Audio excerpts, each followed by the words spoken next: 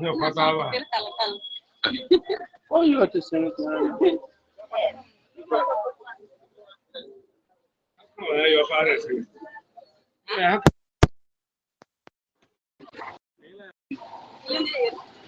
No tengo, me pueden hablar de esta rápido.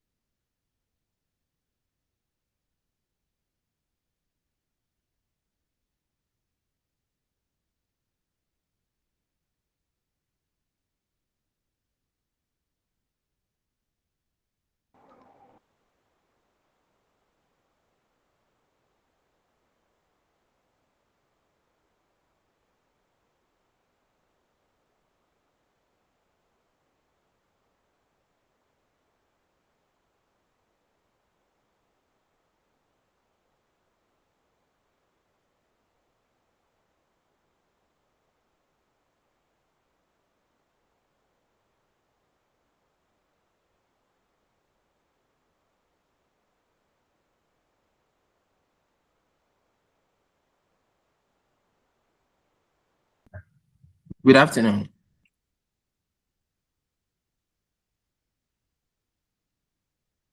Good afternoon, Doc. How many people are we expecting?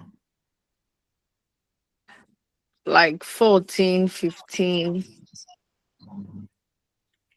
Okay. Can you kindly alert them so that we can start? Yes, please. They are leaving. It's even on the page, please. Okay.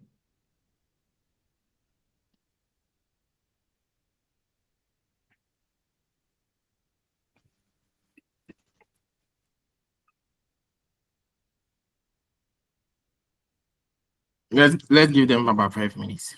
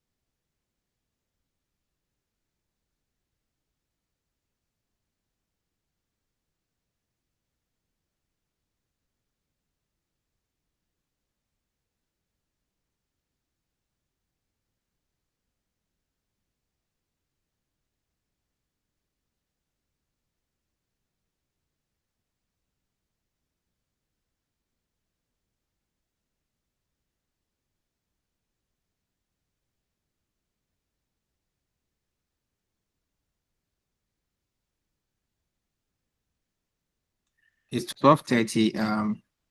We cannot wait for those who are yet to join. So we want to start the lecture. Good afternoon once again.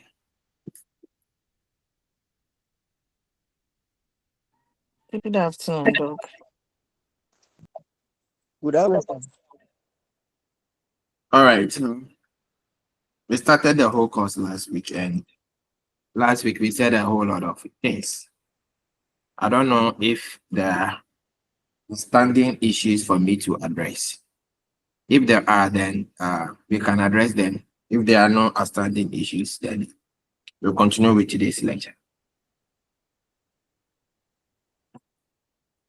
Are there outstanding issues from last week's lecture? Doc, please, not really, but we didn't get the slides. I didn't send the slide. Yes, please. Okay. Then after today's lecture, I'll get you the slides, including today's one. Thank you.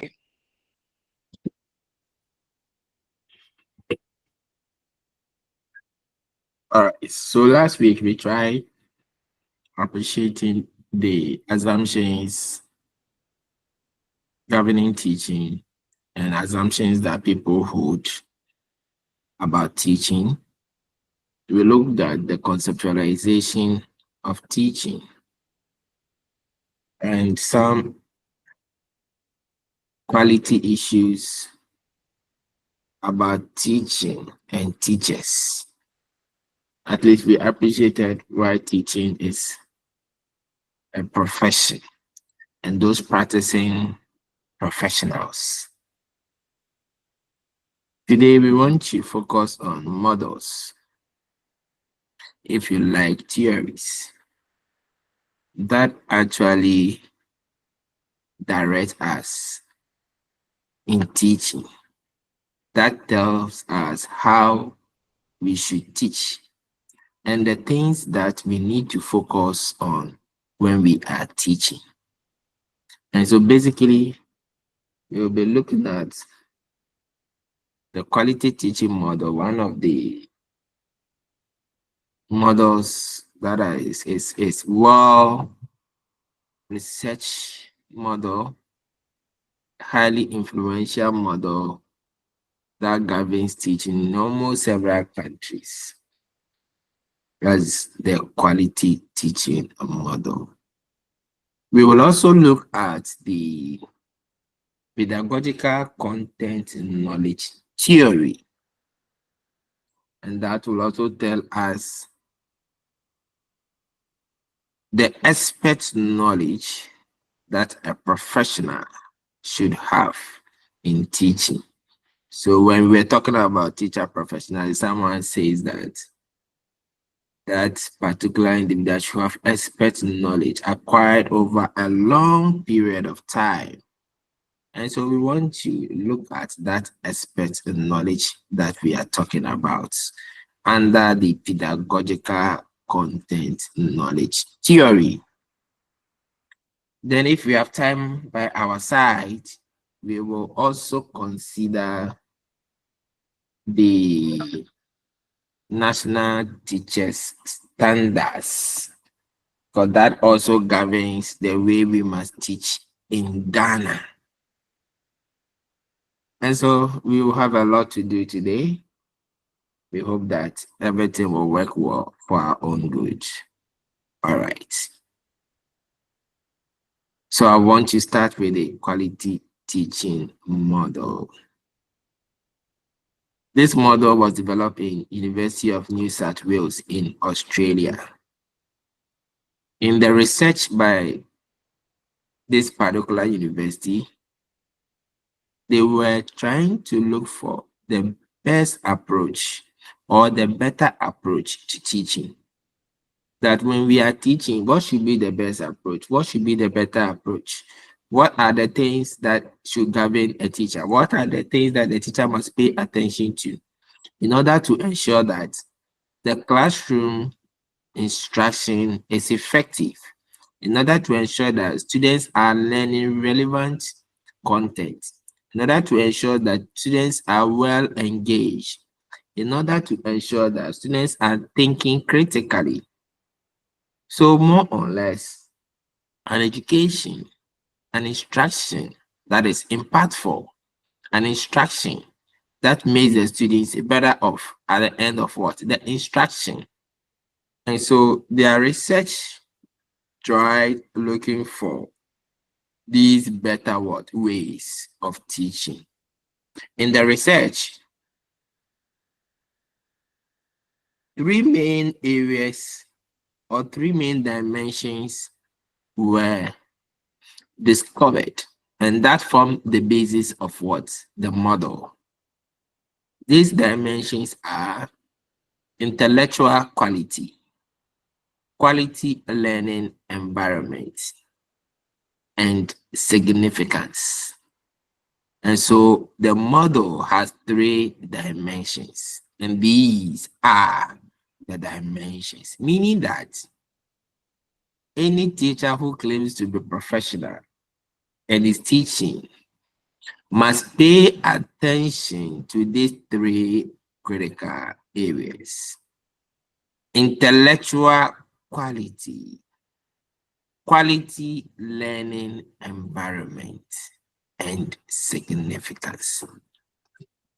Under these broad dimensions of the model, they all have, or each one of them is having a number of sub-issues that it is worth looking at.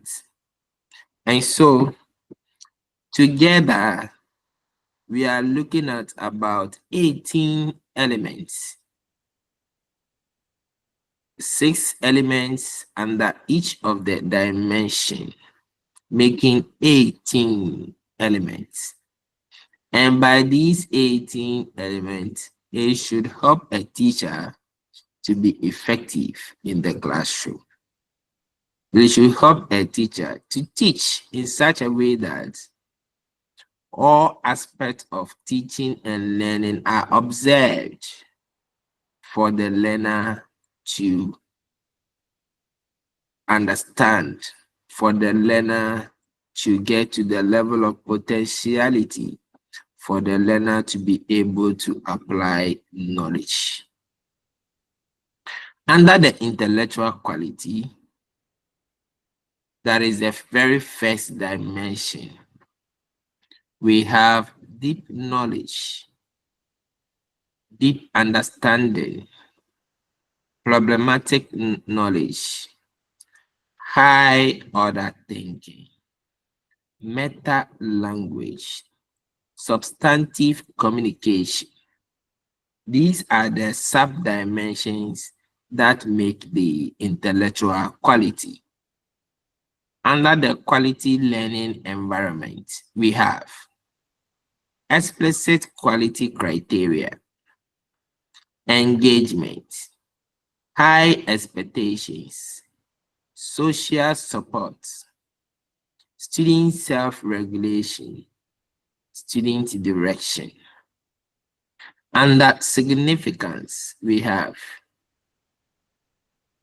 background knowledge, cultural knowledge, knowledge integration, inclusivity, connectedness, and then the last one being narrative.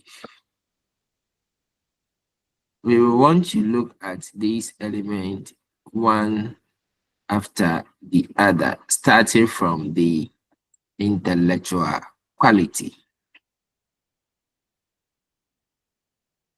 Now, the intellectual quality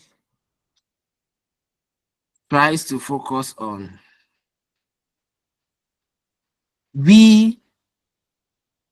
ensuring that learners are challenged in their bids to what? Learn. And that they focus on substantive issues in the classroom, substantive issues, employing deep knowledge to address issues or problems that they face. That is what the intellectual call it. So it is much more of the mind. It is much more of the cognitive to ensure that students are challenged. They should be challenged in the process of teaching and learning. And so a classroom that learners are not challenged and the classroom is not focused on substantive issues, then intellectual quality is really downplayed. The first subdimension is deep knowledge.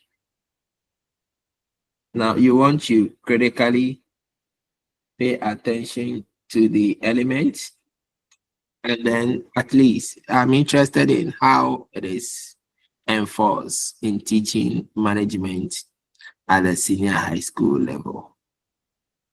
Deep knowledge, brothers and sisters, friends and enemies. In any subject that you teach, in any subject that makes you a teacher, there are certain strands about that particular subject. Those strands are critical to the subject. Those strands makes the subject a subject. And a teacher can say that he or she is that subject teacher when the teacher understands the strands of the subject. I'm using strands and I'm going to explain everything.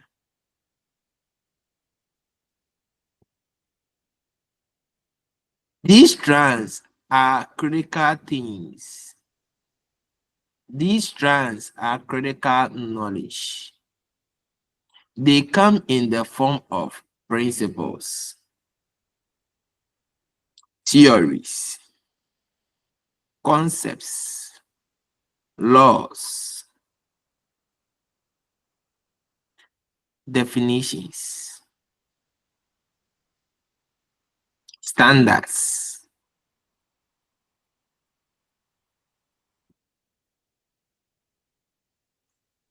These are the things that we call deep knowledge. A teacher cannot say that he or she understands business management when the teacher does not know the theories in management, the concepts in management, the principles in management, and all the issues I mentioned. Then that person is not really a management teacher or a professional to handle business management.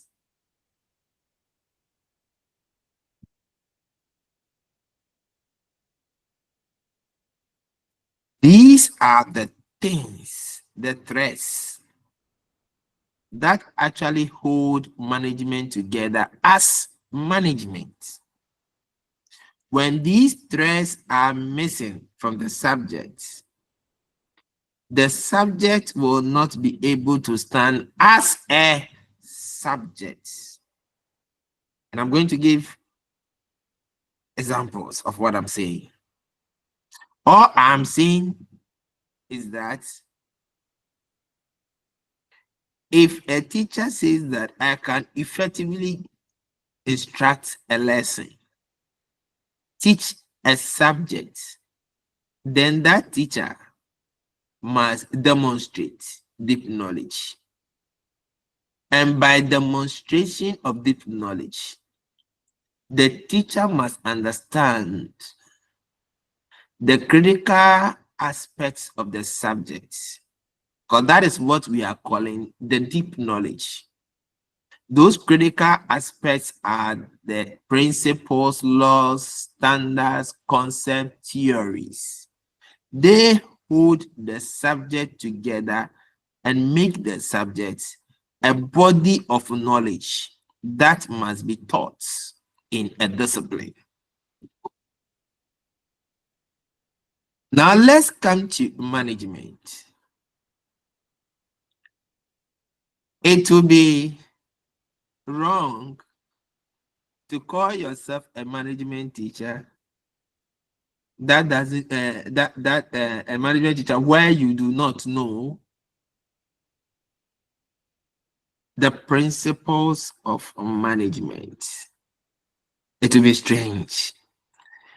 I wonder what that teacher will be teaching when the teacher steps in the classroom. What would the person be teaching? Because everything is about principle, and it's the principle that must guide the teacher. What are the main principles of management? We are talking about the principle of efficiency and the principle of effectiveness. These are the broad principles that all other content areas in management must respect. There is no topic in management that fails to respect the principles of efficiency and the principles of effectiveness. It means that the development of the management subjects, it is this stress, at least if you have a garment, right? And you put the garment into some shape. I know I've been to the fabric shop, the tailoring shop, the seamstress, they cut pieces of the garment. And when they cut pieces of the garment, it's just threads that holds them together. It's just threads that is holding the hand to the rest of the body of whatever garment. It's just threads. So when all the threads are removed, there'll be nothing like a dress to wear. So the threads that puts that garment cut into various shapes together to form a dress, that thread is a central aspect of the garment, of the dress. Without the dress, then there will be no dress for somebody to dress. There will be nothing like that. So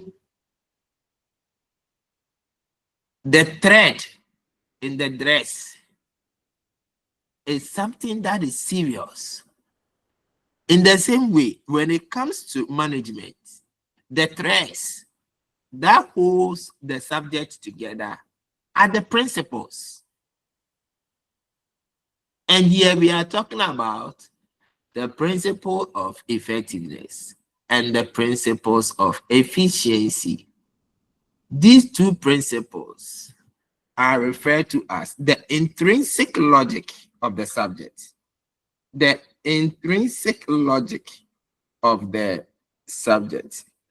I think as you are listening, you have to put down some small things because I realized I didn't have the development of the element as part of the slide. So that is how I prepared the slide. So all the rest are coming from me. So you just have to get some few things that maybe later on I'll try and see if I can get you some development. And so when you start looking at management, if you could remember, we started the whole of management. We said that the management is a process of what? Planning, organizing, directing, controlling the resources of an organization to achieve stated goals. Look at it. To achieve stated goals. This is about the principle of what? Effectiveness.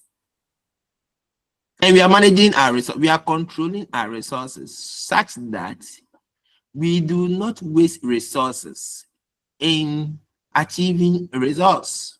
And that is why we must control our resources, because we don't have resources in abundance. And all departments or all sections of the organization, we need resources in order to what? Function. And so it calls for efficient use of what? The resources. This comes in the principle of efficiency. And so right from the definition of management, the principles are already introduced. And no topic, I'm wondering, any topic that can be mentioned in management that is not moving around the principle. When you come to planning, the functions of management, why are we planning? Why don't we allow the organization, as it were, or as it will be, handle issues as and when they appear? No, because that would be chaotic. And that could be that we are likely to waste resources. And so, in the first place, because we have some goals to achieve, then it calls for putting in some kind of plan such that, in fact, we don't miss our target as an organization. We don't miss our mission and vision. We don't miss it. So planning begins to say that let's determine our objectives. And when we determine our objectives, let's look for the mechanisms, the resources, the systems, the structures to be able to achieve our objectives. Achieving our objectives. You see, the principle is at stake at this point. And so the whole of management, from topic 1 to the last topic in the discipline, all respects the principles of efficiency and effectiveness. Any teacher that is teaching and these principles are missing from the instruction, are missing from the topic, I don't think the teacher is really teaching management very well. No, the teacher will not be teaching management very well. But the students must understand why we are planning, why we are organizing, why we are controlling. We come to human resource planning, why human resource planning and all that. And you see that in all that we are doing, we are targeting effectiveness and efficiency. And so any explanation, any conceptual explanation will never miss these two principles of efficiency and effectiveness. They are the intrinsic logic of the subject. You go to accounting, and they are talking about for every debit entry, there must be a corresponding credit entry. For every debit entry, there must be a corresponding credit entry. Let me tell you, whether it is a student accountant, a clerk, whoever it is, a chartered accountant, they all respect this principle. And this principle forms the basis of accounting. It becomes the deep knowledge in accounting.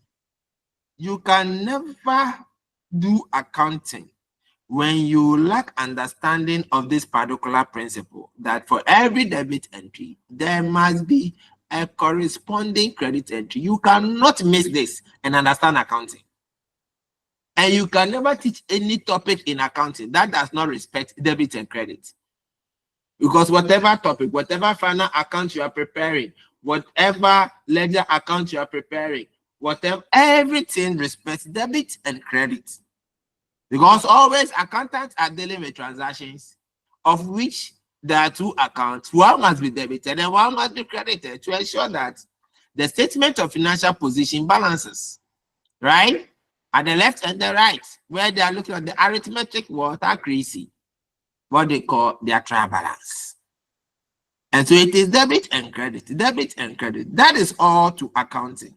If you take it from accounting, then accounting is expected to fall flat, because that is a deep knowledge. It is a deep knowledge. No wonder now when you see accountants, now they walk left and right, because all that they do is debit and credit, debit and credit. Left, left, right, left, right, left, right.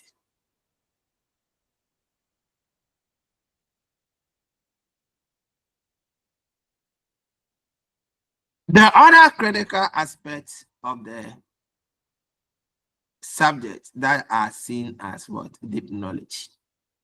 We can talk about the functions of management, also considered as what? A deep knowledge. But they all respect the broader or the intrinsic logic of the subject, that is efficiency and effectiveness. We can talk about the functions of what? Management. And so the time we start teaching management, we start with what? The deep knowledge, right? Where we start looking at what management is, we look at the functions of what? Management.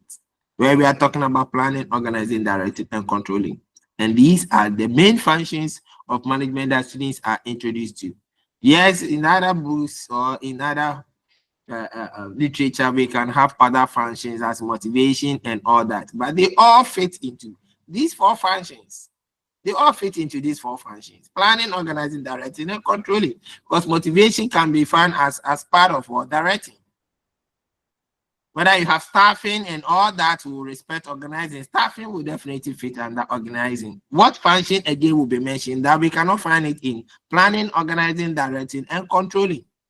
These are the main functions of what? Management. And so if students or a teacher teaches management and fails to handle these deep knowledge very well, these functions very well, at the start of what? The subject, then the teacher is not helping the students in any way to understand the subject. You cannot run away from the functions and understand the other aspect of what?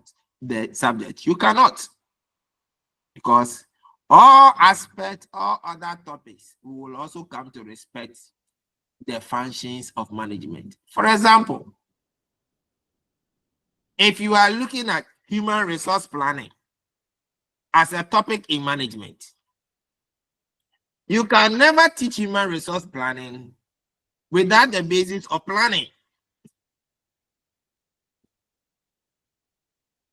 Because planning gives you the broader conceptual knowledge of which human resource planning fits.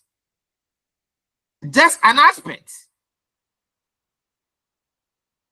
When we are saying that planning determines objectives and the mechanisms, right? So in human resource planning, we determine objective from human resource planning as to the type of human resources that we need in terms of the caliber, that is quality, and the quantity, the number of people we need. And as well, when these people come, they will need resources to work, they will need office space. And so we are also thinking about the resources in order to what? To obtain this caliber and number of words, human resources. Certainly, we will have to pay them. We have the resources to pay them and all that. And so if someone understands planning very well, and the person gets human resource planning, the person is only picking the element of planning to understand human resource planning. So if the person doesn't understand the element of planning, the person is then being forced to understand human resource planning. And I think this way of teaching and learning is so stressful. When we are forcing people to understand things, when the very basis that will make them understand are not there. And so people are always doing rote learning, chew, pour, and pass, because they don't understand it. You are teaching recruitment and selection,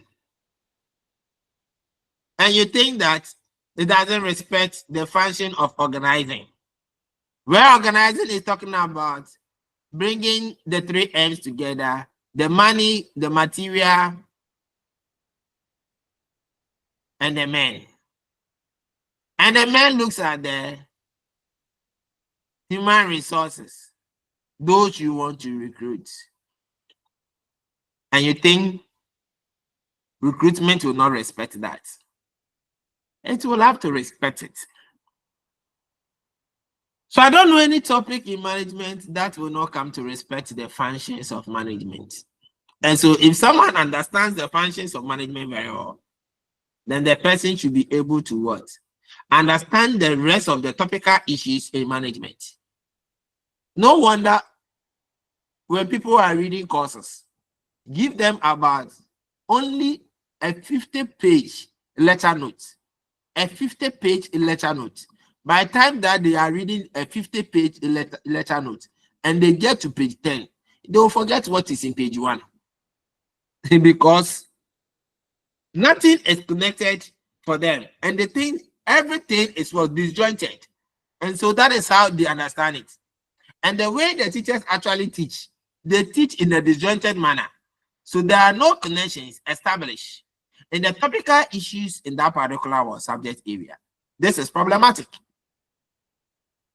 No wonder people struggle to learn because it is not connected to anything. Any teacher that will want to teach and teaches like that, then I think that teacher is not of quality. And the professionalism of the teacher is at stake. How do we manage a business organization without understanding the theories of management? And the theories of management explains everything in management. I'm in an organization that say that people are lazy. They don't like to work. You give them something that must be completed in a day, and they'll complete it in 3 days. Very lazy. At least McGregor's theory X and Y will tell me how I should deal with such people in order to manage the organization to achieve the stated goals. You see that? So McGregor tells me that if the person is lazy, the person lacks direction, then in fact, the person must be controlled. The person must be highly supervised. So I will then supervise this person, control this person, give directives to this particular person, monitor this person to make sure the person achieves results. The person has got that kind of intrinsic motivation. The person needs a little direction. The person loves work and will want work. Such a person wouldn't need that kind of strict control, that kind of straight monitoring or supervision. The theory tells me. Workers are working and they are complaining too much. They are not happy and all that. Yes, there is a human need that must be addressed so as they can give in their best. At least the motivational theories will tell me that they need to be motivated so that they can give in their best. So motivate them. So a motivational theory comes in play and tells me how I will manage the organization. I will manage the people for them to achieve results. Theories at work. Other principles of organization. Certainly, in business, we are working with a lot of people. We need to make sure that we are able to align their interests to that of the interests of the organization, right? We are able to ensure that they work towards the very end of the organization, avoiding role confusion. And so we have other principles. The principle of what? The chain of command. Unity of what? Direction. Span of control. All these things are there. Specialization, division of labor. You can mention all these principles of organization. They will all tell how an organization must be managed. And so we cannot talk about management when the theories are not there. Then what guides us in managing? When the principles are not there, what guides us in managing? We are lost. We will not be able to manage any organization then. We will not be able to manage any people. These days, are referred to as deep knowledge. They are the critical strands of the subjects. Let me take you to accounting again, and I'll be done with deep knowledge. I think I've explained a lot of things here, and you should be quite comfortable. When accountants are preparing their final account as to what they should consider as part of their records for a particular financial year, they have some concepts. They call it accounting concepts. Some of the concepts are prudence concept, the going concern, the accrual concept. At least I have remembered some. I actually know all of them. In the preparation of an account, they use these concepts to tell as to what they should do, how they should deal with a particular expense, a particular income or revenue, whether they should consider it in this financial or in a particular financial statement or the current financial statement, or they should hold on to the next financial statement. The concepts will tell them how they should deal with the issue. If they have made any prepayment, then the concept tells them that this doesn't relate to the year, and so it must be accounted for in the year in which it relates to. So consider it as an asset for the next year. And accountants will do that. And so how would they prepare the account without the concepts, without the principles? Then there is a problem.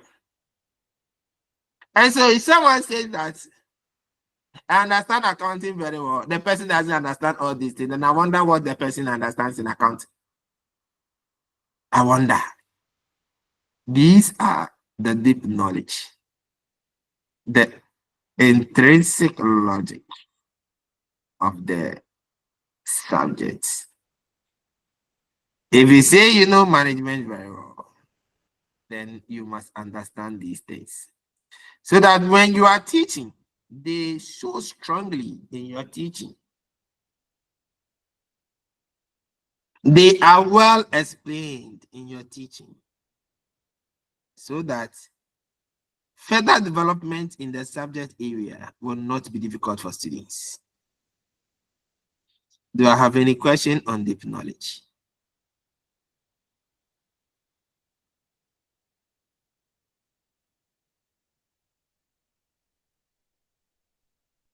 All right.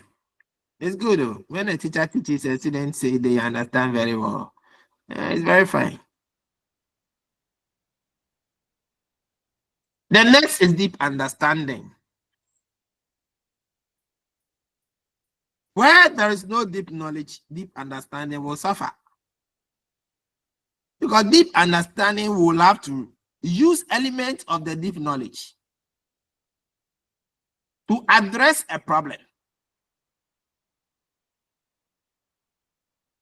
And so when a teacher lacks elements of the deep knowledge, the teacher will find it difficult to address a problem, because the problem must be addressed using the deep knowledge. But which aspect of the deep knowledge? So a particular aspect of the deep knowledge must be teased out,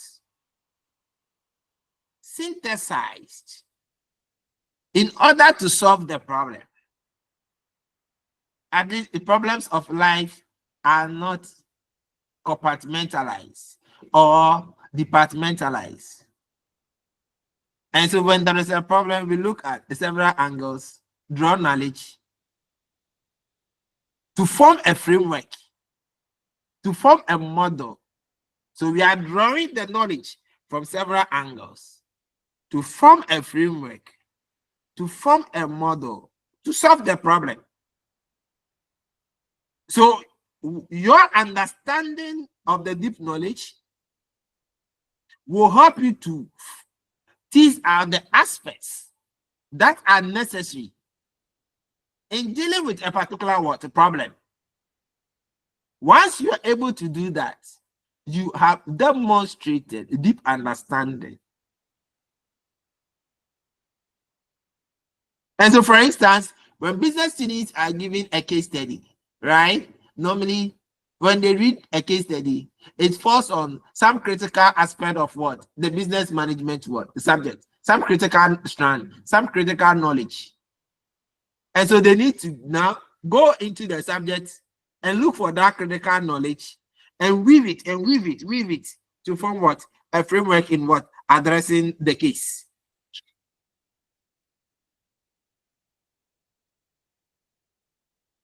That is deep understanding. And so I don't see how deep understanding can be applied when deep knowledge is suffering. No. Because in deep understanding, you are applying the knowledge that you have acquired in the subject area in solving a problem.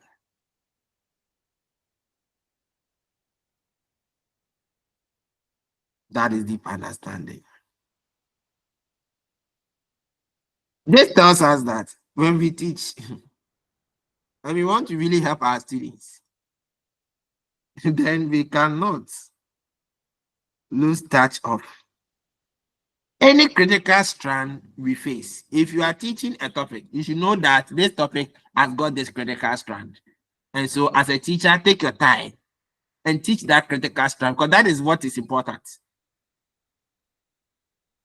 But how do you teach those things?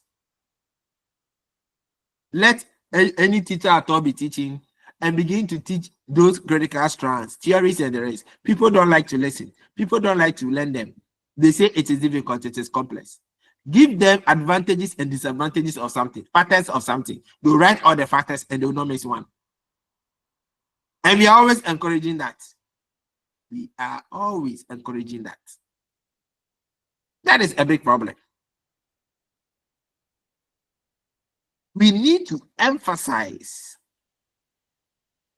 the critical strands so that whatever problem that students are faced with, they will be able to tease out, they will be able to pull out those essential strands, weave them into a form that will help them to solve a problem. By so doing, they have demonstrated a deep understanding. Next is problematic knowledge. Knowledge that is problematic. What is it? Let me simply explain.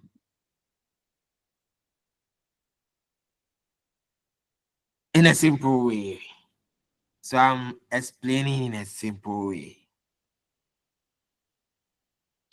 In the classroom, we do ask a lot of questions. Some of the questions that we ask, they require a particular answer. And once that answer has been given, that is all. There's nothing more to the question.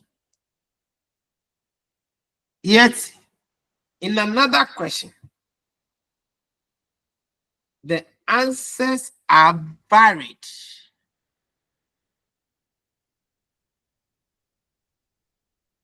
There is no straight answer to the question. These two explanations, or let me say scenarios, will help us to understand problematic knowledge. Knowledge is problematic when it is not seen as a fixed entity. A fixed entity. If it is a fixed entity, then we don't have multiple aspects of the knowledge. We don't require multiple aspects or several facets of it.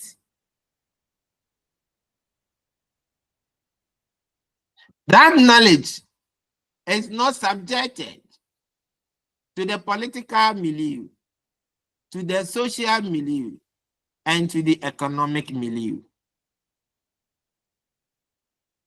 Context does not change the knowledge as to what is true or not.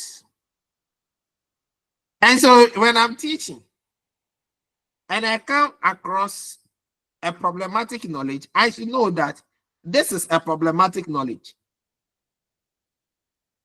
And knowledge that will require several facets of what? Thinking. Several facets of solutions. Several facets of ideas in dealing with that kind of issue and problem.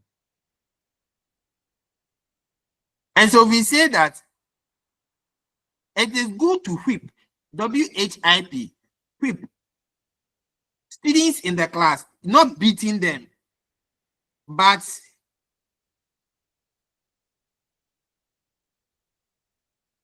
taking answers from almost everyone in the class based on the sort of problem we are looking at. And this normally comes with when we ask open-ended questions, because that is when it is subject to what? A lot of what? Thinking and ideas, making it problematic. And so there is no one best answer to that issue or to that problem or to that question. And so students can come from several aspects of what? The social context, the economic context, the political context to address that problem. And they can justify why that answer is right. They can justify. That makes that knowledge a problematic. So when I ask, which year did Ghana attain what? Independence? This is not problematic because it requires one answer, nothing more and nothing less. When? So I don't think somebody will tell me it is in 1901. Then another person will tell me it's in 1957. Then another person will tell me it's 1986. And another person will tell me it's 1990. I think there is one answer to this particular question. And so everyone will have to stick to this particular a particular answer. Once the answer has been offered in the class, we are done. Because knowledge is not problematic. We don't waste instructional time and still trying to whip students to provide answers. No, there's no answer again. What are they going to provide? There's no answer to that again. Knowledge in this form is problematic. So knowledge here is rather a flow rather than a static element. It's a flow. And it can be explained in several contexts. This is what we must know. And so when we are teaching business management, we come across issues that call for a lot of thinking. We need to know we have gotten to a problematic area. So we should allow the students to bring their ideas, to justify their ideas, why their ideas must be considered, and not to act as whatever we want to say in the classroom is altered. And so there is no need for students to contribute to discussion. We must consider that problematic knowledge. I don't know whether someone has questions to ask. Today, Poma and the rest have not interacted so far. Because it's a Father's Day, they are not fathers, so they have decided not to say anything.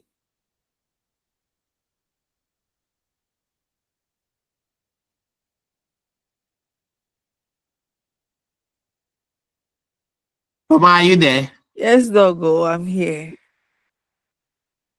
Okay. What about Charles?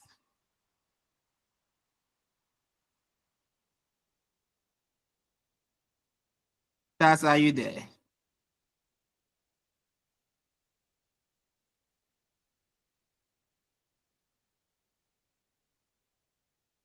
Charles, are you there?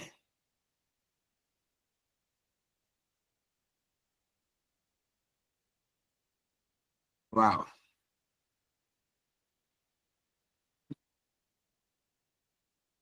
Catherine, Yes, dog. are you there? Yes, please, I'm here. Okay. I'm happy you are there.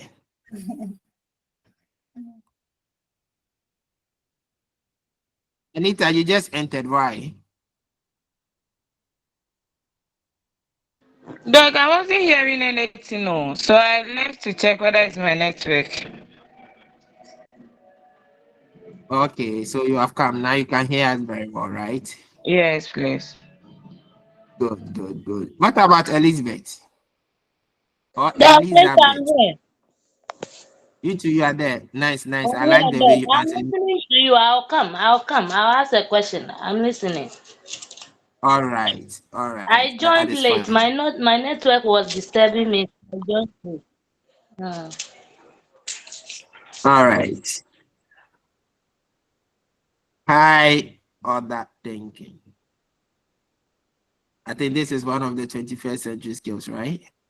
We want our students to be able to think critically.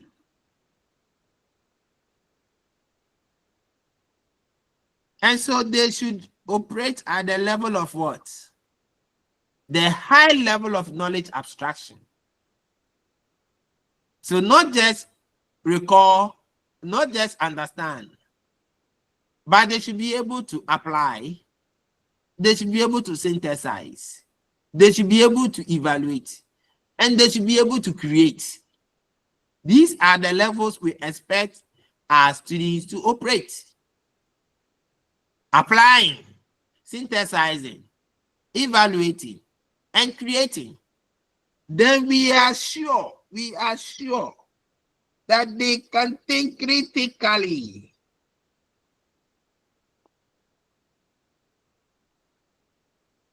And this means that they need a lot of challenging tasks in the classroom that will require for thinking, comparing, contrasting, evaluating alternatives, taking decisions. And now the standard-based curriculum even makes it better. That after they have been taught, whatever that we taught them in the subject area, they should be able to apply it to a community context.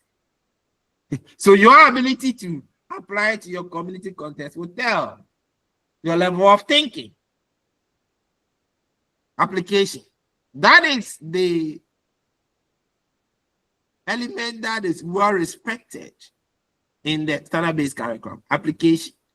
So once you cannot apply what you have learned in the classroom, then whatever you learned is what a problem.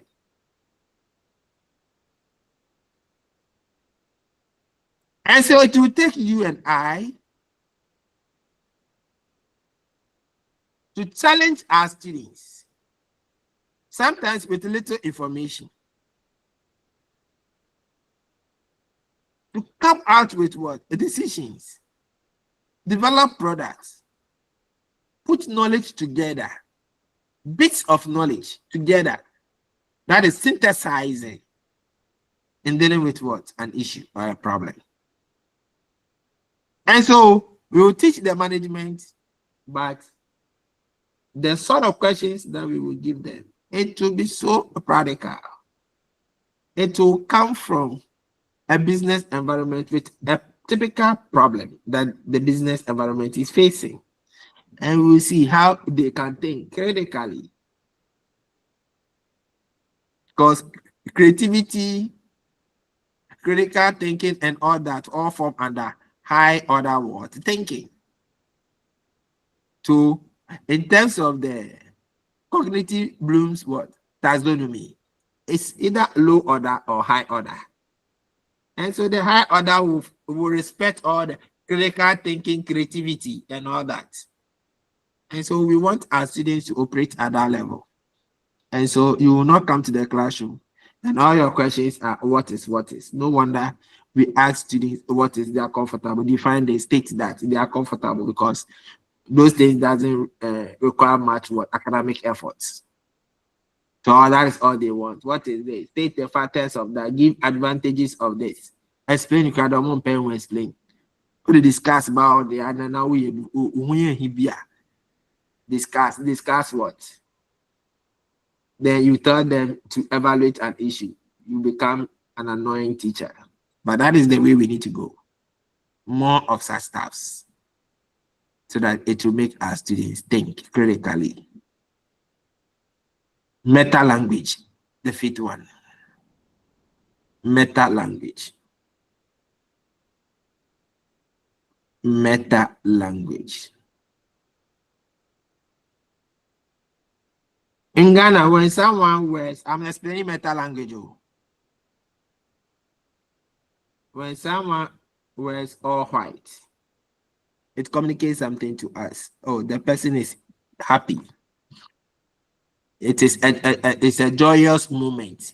If it is not a baby naming ceremony that the person attended, it will be a wedding. It is symbolizing happy moments. When someone wears a black, it is also symbolizing either the person has killed the father, the mother, or any of the siblings, or somebody. And so the person is what? The mourning. So it also symbolizes, okay, a sadness or something. And so it is not the color of the dress. It is not the color.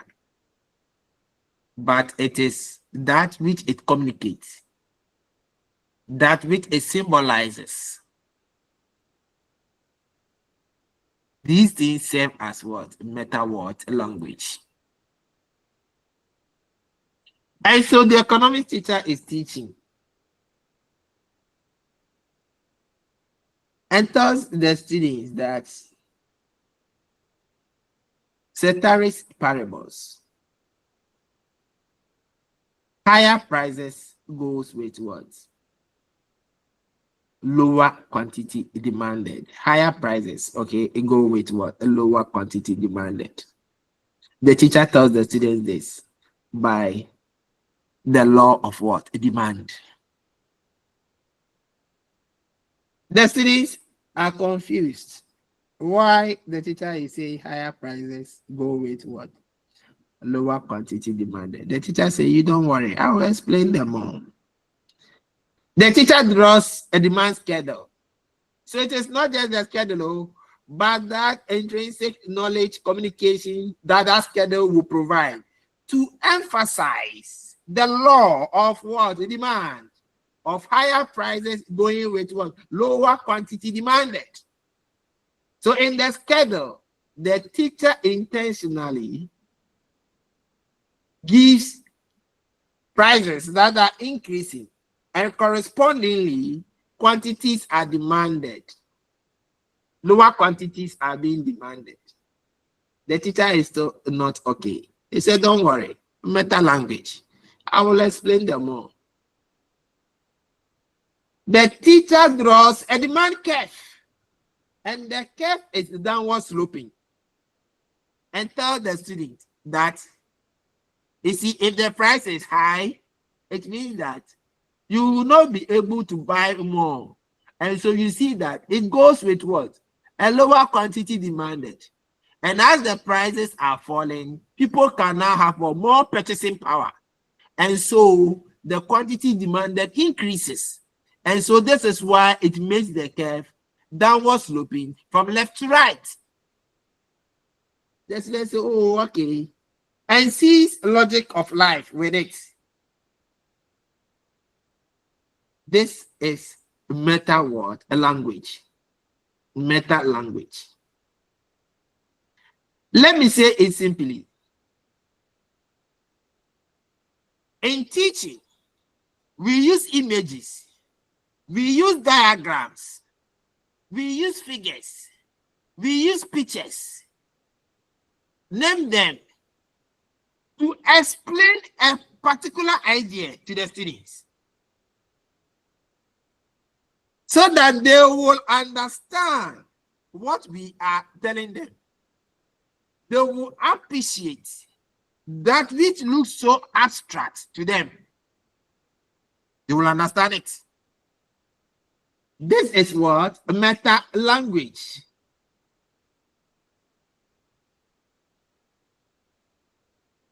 Meta language. Let me also say it in this way. It means using language to explain language. Using language to explain language. So anything that has got a linguistic element that can be used to enforce language will fall under meta language. It has got a linguistic element, and that can be used to explain the language. And so nowadays, the ladies, when they want to show interest in you, they love you, they can use signs. And all those signs have linguistic elements. All those signs have linguistic elements. Hey, where there? Go ye, mommy, pow. It has got what? A linguistic element, right? That is meta language. When you are teaching, sometimes the sort of words you employ to explain issues, students will not understand. And I'm saying that language can be used to explain language. So it means I can change my diction, the sort of words I employed. I say labor, they don't know what labor is all about. I can say worker. So I'm explaining labor and they're not getting labor. So I say worker. So worker comes to enforce labor. This is meta language. We will come to PCK, where I will explain this again under what we call multiple representations. Multiple representations. So you see, it is one thing that you are saying, and that one thing you are saying, in fact, you know definitely individual differences in the classroom. So somebody will not understand it the way you said it, or in a particular way. So it will call for say it in different ways. And in all the ways you are saying it, in all the ways you are illustrating it, in all the ways, they all target one meaning, one idea. This is meta language. Any good teacher will do this in the classroom. Any good teacher. So you see that I was explaining issues of deep knowledge. I didn't even rest in management. I went to economics. I came to accounting. So I'm moving everywhere just to explain one thing that I'm saying called deep knowledge. One thing, deep knowledge.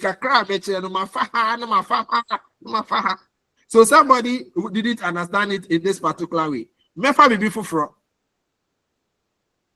Definitely, the person will get it.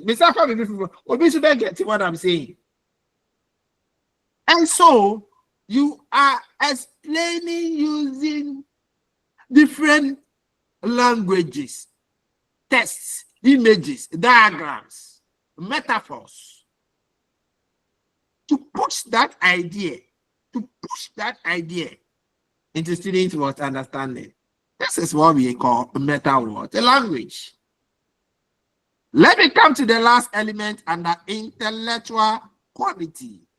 Intellectual quality. We have the substantive word communication. The last element, substantive communication. Communication of substance. Let me put it that way. So that you will not forget of substance. Anything that is of substance needs to follow or focus on the actual issues. So you are teaching planning. What are the actual issues in planning? You are teaching organizing. What are the actual issues? Are you digressing in your lesson? By the time you are teaching planning, then it will tend to be a story of you visiting somebody and the person did something to you, and it tends to be a fight. And all these things you are teaching them under planning. Are they issues of substance for the lesson planning? Because you like politics. The politics are eating into you so much that you sleep politics, you eat politics, you drink politics, you walk politics, you fight politics. So everything about you is politics. You are teaching marketing. And you have stopped because marketing, in fact, marketers like to talk a lot to convince people, to persuade people and all that. What I say with your politics? Aka politics, politics. And I will say, the party that workers you have wasted instructional time. You have digressed from the actual issues of the lesson. And you expect that students will understand the lesson. They will not understand the lesson. Focus on the substance of the lesson so that students can stay with you, understand the lesson, and contribute to the lesson. Based on the things I have just said, it means that there are three elements or issues that a teacher must respect under substantive communication for us to say that in this particular lesson, it is full of substantive issue.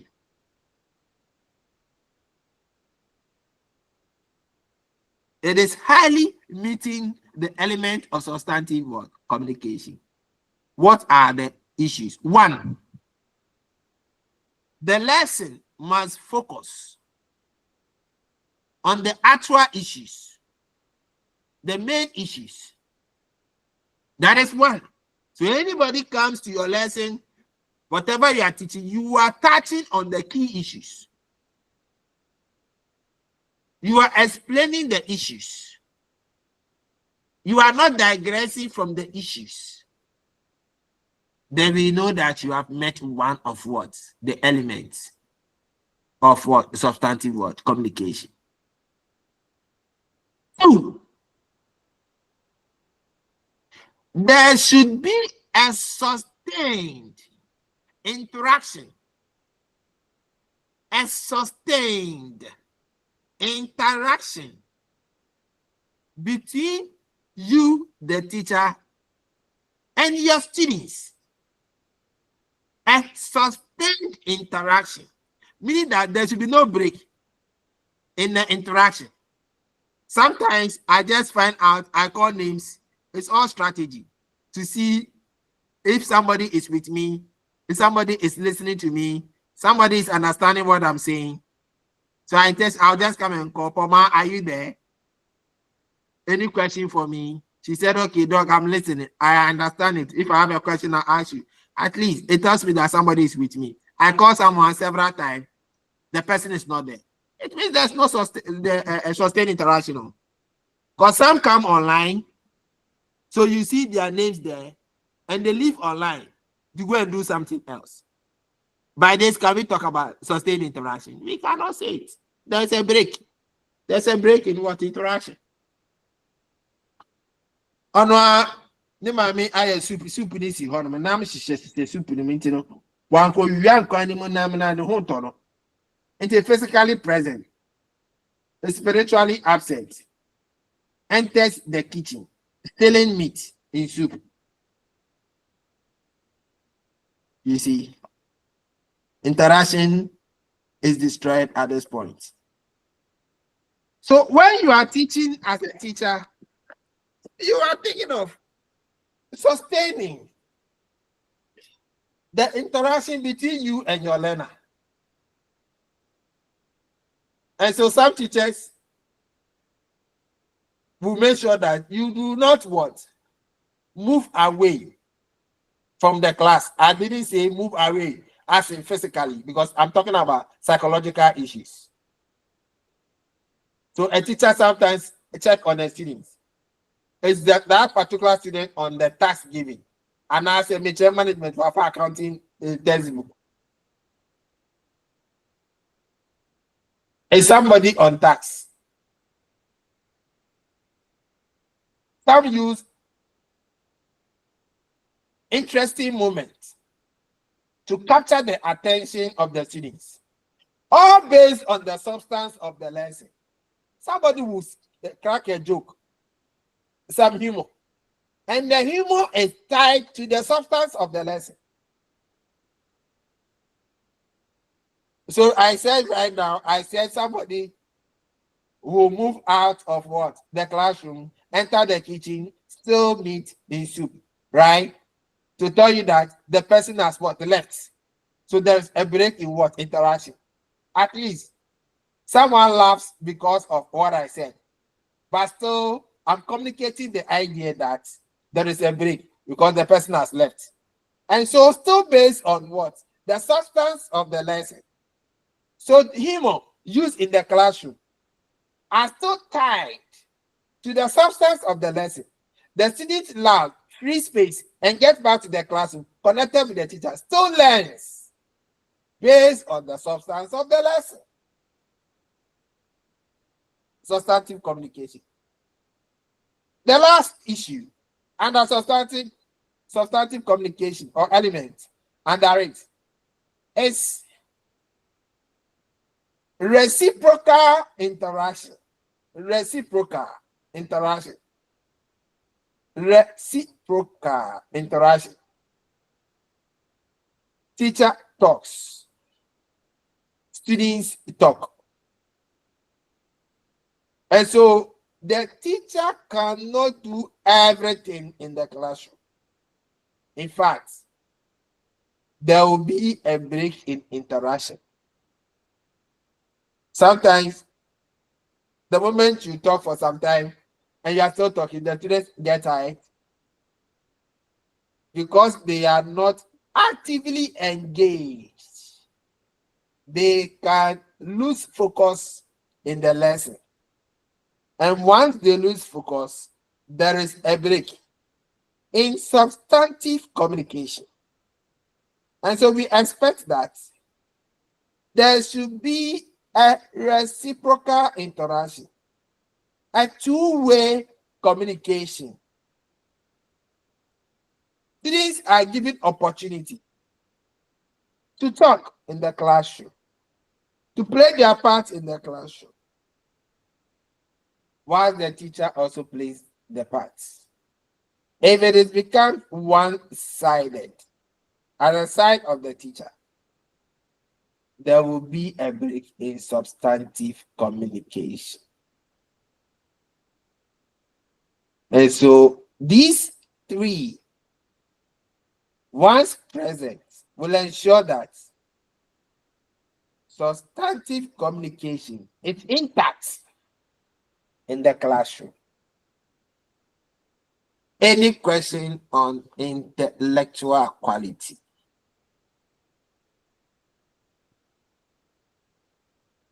Any question?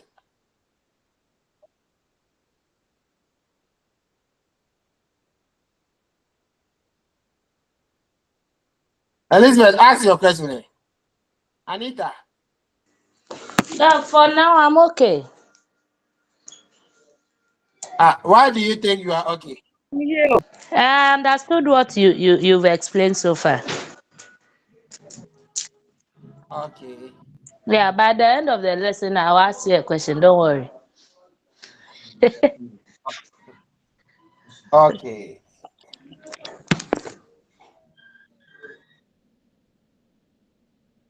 So we will want to now look at the next dimension. Quality learning environment. Quality learning environment.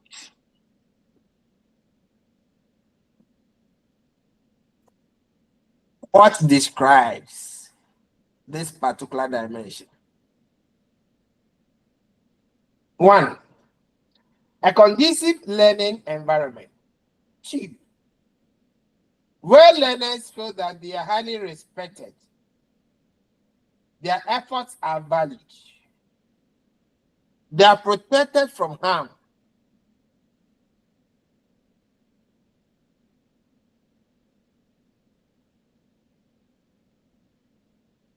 Quality learning environment. So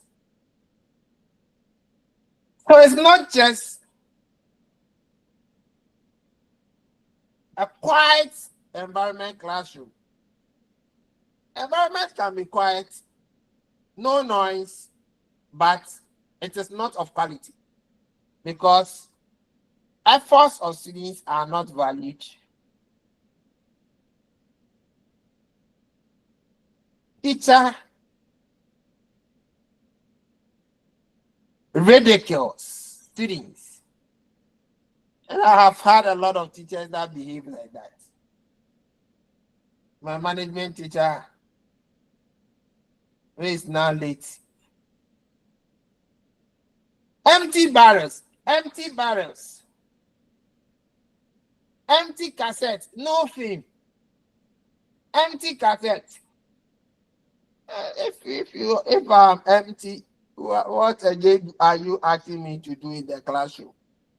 Then when you ask your questions, you look for your answers to the question.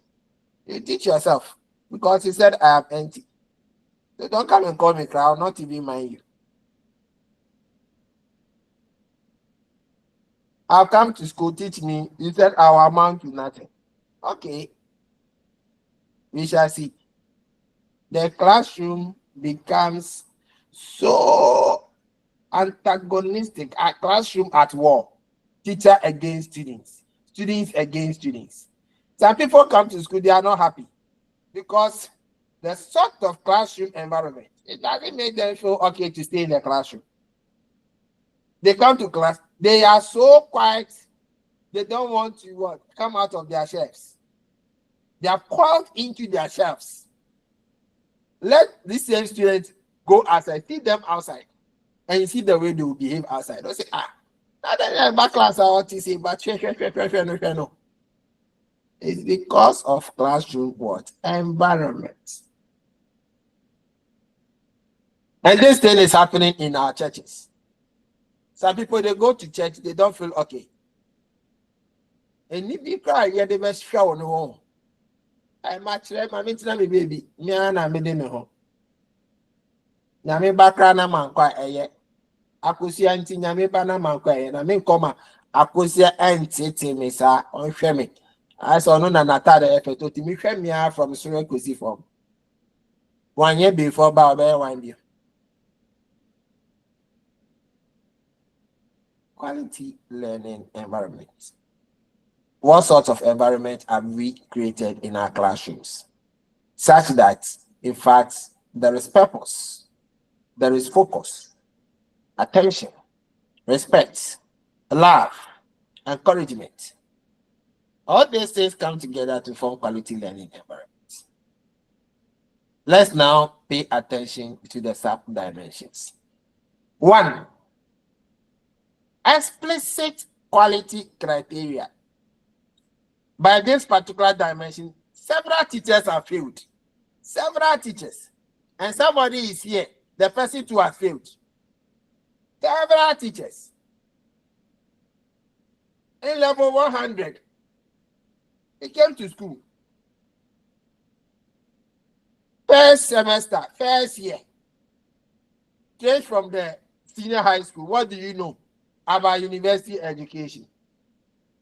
Or how things are done in the university? You know, you don't know a lot of stuff. first semester, first year. What do you know? You go to economics class and an assignment is given to you. Economics is a mixed bag. Discuss. Hey, teacher, the question we have answer correct. Economics is a mixed bag. A mixed bag is a back then, no, you are missing economics. You are so confused as a student. You don't know where to start and where to end. Teacher says that do it, and the teacher is giving you a deadline. You are submitting it tomorrow, first thing in the morning. You are confused. So you leave the classroom confused. You go home confused. You come back confused. You submit the assignment in confusion. Honorable is a confusion. And this is how we are teaching our students. Is this not a problematic way of teaching? No explicit criteria as to how the work must be done. As to how the work must be presented. Whether the work falls in line with the teacher's intention or not, the teacher does not care. Even the teacher does not want to disclose the intention. The teacher does not want to disclose how he or she requires was the answers. All that the teacher cares is that I've given you a question. But then I'm now wait to me answer a question I met you say me your teacher. I will give you 0. You will fail, and you will see. You will fail. You repeat na. Oh, Jimmy, D, and I say E. We be out free by no better alcohol. Teacher, no explicit quality criteria. But this same teacher has a fine product, a fine assignment, a fine something that has been created in time past for the teacher. A fine assignment, project work, presentation that was done. A fine one that the teacher could have easily come with that to the classroom and show it to the students. When I ask you to prepare a product of this nature, this is how I want it. Look at one that was prepared by a student, I taught last year. See how fine the student did it. She brought this, she brought that. See the way she arranged it. See the way she. This is explicit quality criteria. You will show them samples of products, how you want them, so that it communicates to them. Hey, my teacher, this is how my teacher likes when he says I should write essay. This is how he wants essays to be written on. So if I don't write the essay like that, I'm in trouble. Now I know the teacher wants it this way. This is the way I will do it. Not always students are wondering. And see, Ian is saying, Ian presenting is saying, they always students are asking this question because they don't know. You didn't tell them. Are you a good teacher? Oh, you are not. What are you hiding from your students? What do you seek to achieve? You have to show them the way. Show them the way. How should they do it? And so when I'm supervising my students from undergraduate up to what? Doctoral level. Once I'm your supervisor, you are writing project work, undergraduate. Okay, I bring undergraduate project work that I have supervised. I give it to you. See the way the work was written. See the way paragraphings were done. See the way indentations were done. See the way the student has justified it. See the way chapter headings have been written. See the way I show you everything on the project. Once I finish showing you, I tell you that you are going to write your project and you will present it fine as this, if not better. It shouldn't be worse off. There is no way you will go and you give me something in a bad state. I'll sack you. Once I have showed you explicitly what I require from you, categorically what I require from you. If you don't meet the requirement, you will go back because I've already explained the requirements. Write in Times New Roman, font size 12. Then you come and give me font size 9. You are not a serious person. You are not a serious student. After I have showed you the criteria, you are still missing the mark. You shouldn't miss the mark because I've told you. Explicit quality criteria.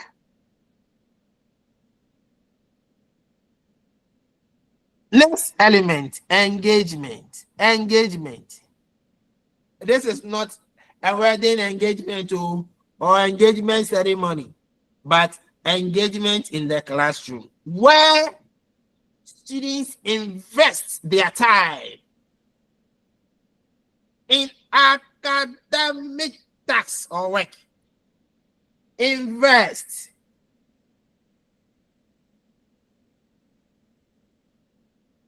And this one, clear example. Go to the senior high school, enter visual art class. Everything is visual to them. Everything, unless they don't see, they are following it. Grasshoppers, hopping from one desk to the other, one desk to the other. Enter home economics, as Emina say.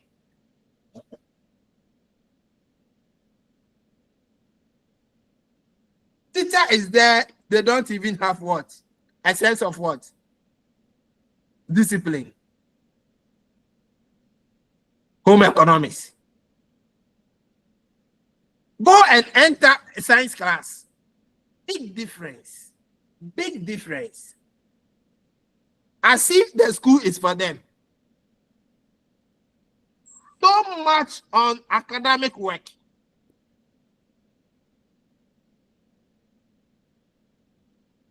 Engagement.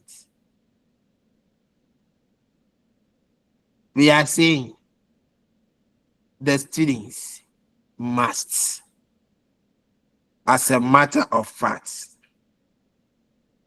show high responsibility in academic work. They should invest their time in academic work. They should be seen highly participating in lessons. This is what we mean by engagement, and not a shallow way of participation. Let me say at this point that almost everyone has participated in today's lesson, but not everyone is engaged. Everyone has participated, but not everyone is engaged. Why? At least I called some names, and some didn't respond. Some were not around. They merely participated. I think they know I started my quality teaching model, but they have not seriously interacted with me on issues, made serious contributions in class. Such students cannot be said to have been what? Engaged in the classroom. They are not. They are not engaged. So tomorrow I ask you to differentiate between engagement and participation. They are not the same.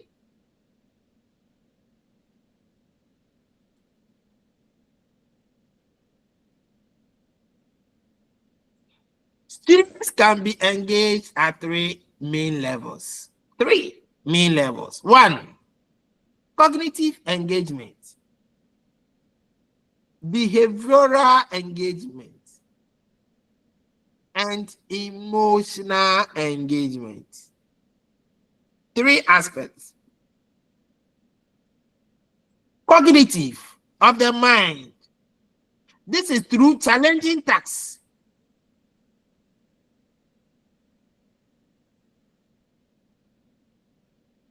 I remember back there at the SHS,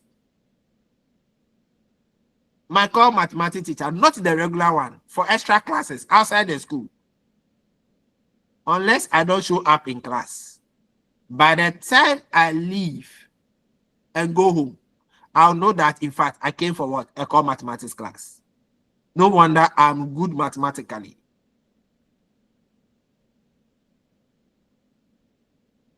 I'll go for core mathematics. I will solve SSE core mathematics questions. Not WASU. SSE core mathematics questions. Then he will go for O-level core mathematics questions. And you know the O-levels ones are harder than the SSE. He will not rest my case there. He will go and add elective math questions. He said you will solve everything before you leave, I'll finish with you to write your final exams. So anytime I go for that extra classes, I don't have time to misbehave. I don't have time to be disengaged. Too much work for me. And so I have to use my time wisely. Cognitive engagement. Behavioral engagement, we are looking at where classroom is devoid of dysfunctional activities that will drift away the attentiveness of our students or learners. A classroom devoid of dysfunctional behaviors and issues of absenteeism.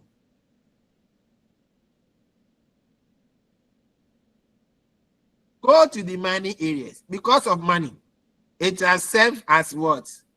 A demotivating factor for students to what? Be present in class. In the same way, some teachers will make some students not to come to class. In that case, their students are disengaged. Class back or back. Juma teacher ni di bendi e na wan bakra park e won beto because to ba won to nti no na fie na won to ade no kwa na course ni ne dia ti no be ya okra no wa class won to nti no e bit na fie ana so be school they do the lesson and wa you free classroom the lesson here over na wa ba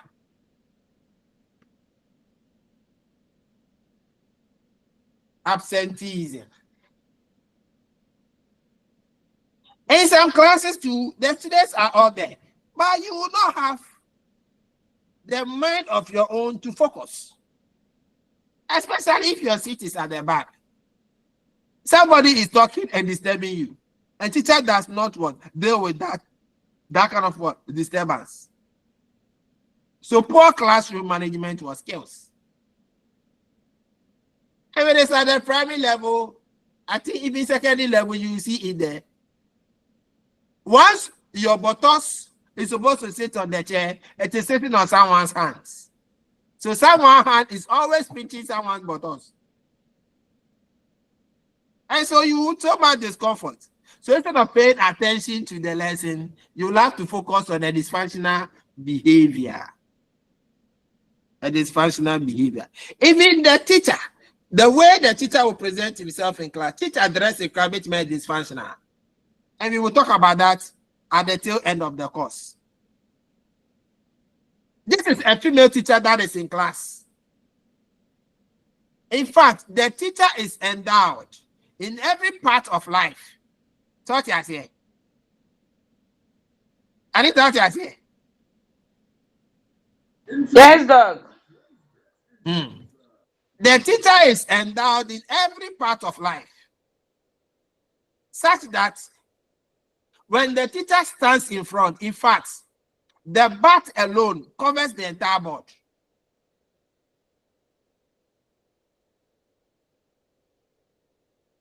Yet, this teacher is also wearing something that is so tight to tell the students that there is something called contour lines.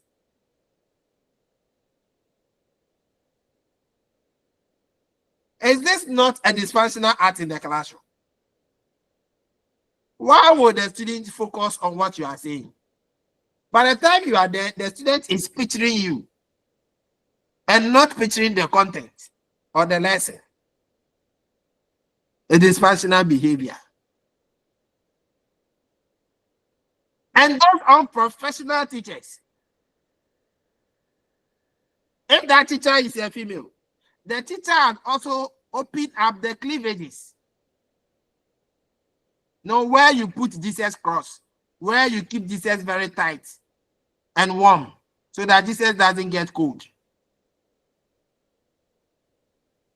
You are showing it to the students. But what are you saying? Content, and you, the teacher, the special part you have exposed, which one will be nicer and sweeter?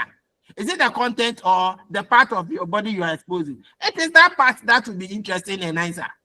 Because I don't know, we know you bet me for awareness. I will read the class content now.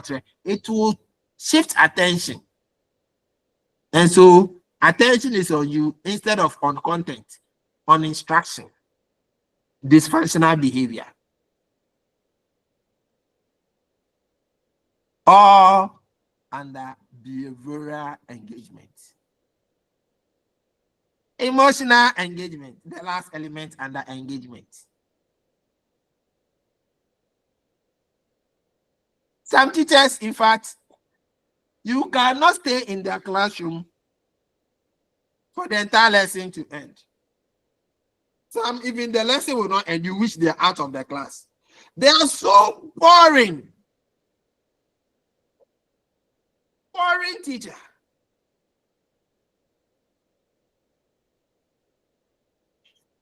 You have attended several lessons, but in some lessons, you enjoy the lesson so much. Why? The teacher makes the lesson so interesting, cracking jokes, humors, explaining issue, making the class so lively. In such a class, when the teacher wants to even end the lesson, you feel like the lesson doesn't come to an end. Oh, sir, we are told that the economic teacher will not come, so can you still take our class? You see, it complicates the way you are teaching. And so they find it difficult to miss your absence. So when there are no lessons, they'll put your lesson there and come and look for you. Say, please, come and teach us, come and teach us. It's your teaching they love so much. And so they cannot. It tells you that your class is being enjoyed. It's an interesting class. Some, what time is soon? Rebecca to us our time as soon. 1 hour, not 30 minutes. They say your time is up because you're our classroom.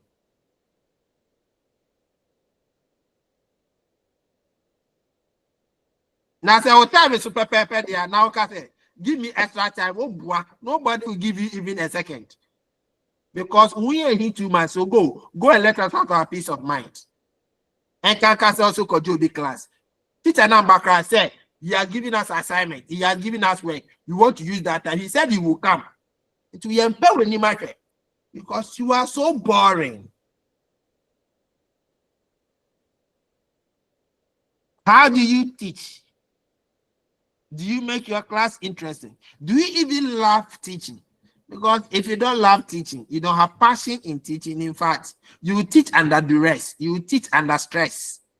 And when it happens like that, you will not even get any space to smile towards your students, to think of making your class lively. Because then so some people are teaching, it is much more of what?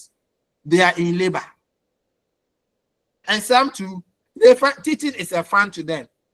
It is a fun, a joyous moment. Where do you find yourself? If it is not a joyous moment that you were so much pushed into it, if you don't take care, your class will be so annoying.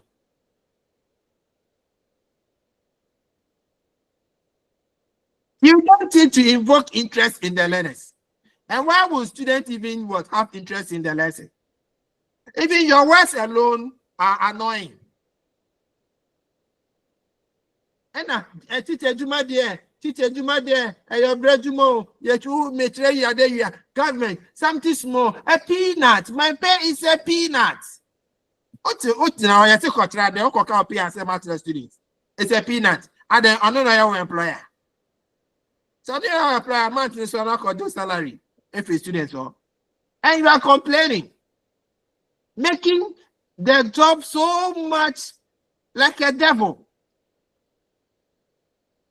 And so you ask students, what do you want to become in the future? They will mention every profession. They will not mention teaching. Because of you, your nature, they will not mention teaching. We are so no one wants to become a teacher. No. Why would they want to become a teacher? When they look at you, teaching is not interesting. When they look at you standing there and the things you have been saying in the classroom, then teaching is a bad profession. So you are an example of a bad profession. So they look at you, they will never mention teaching.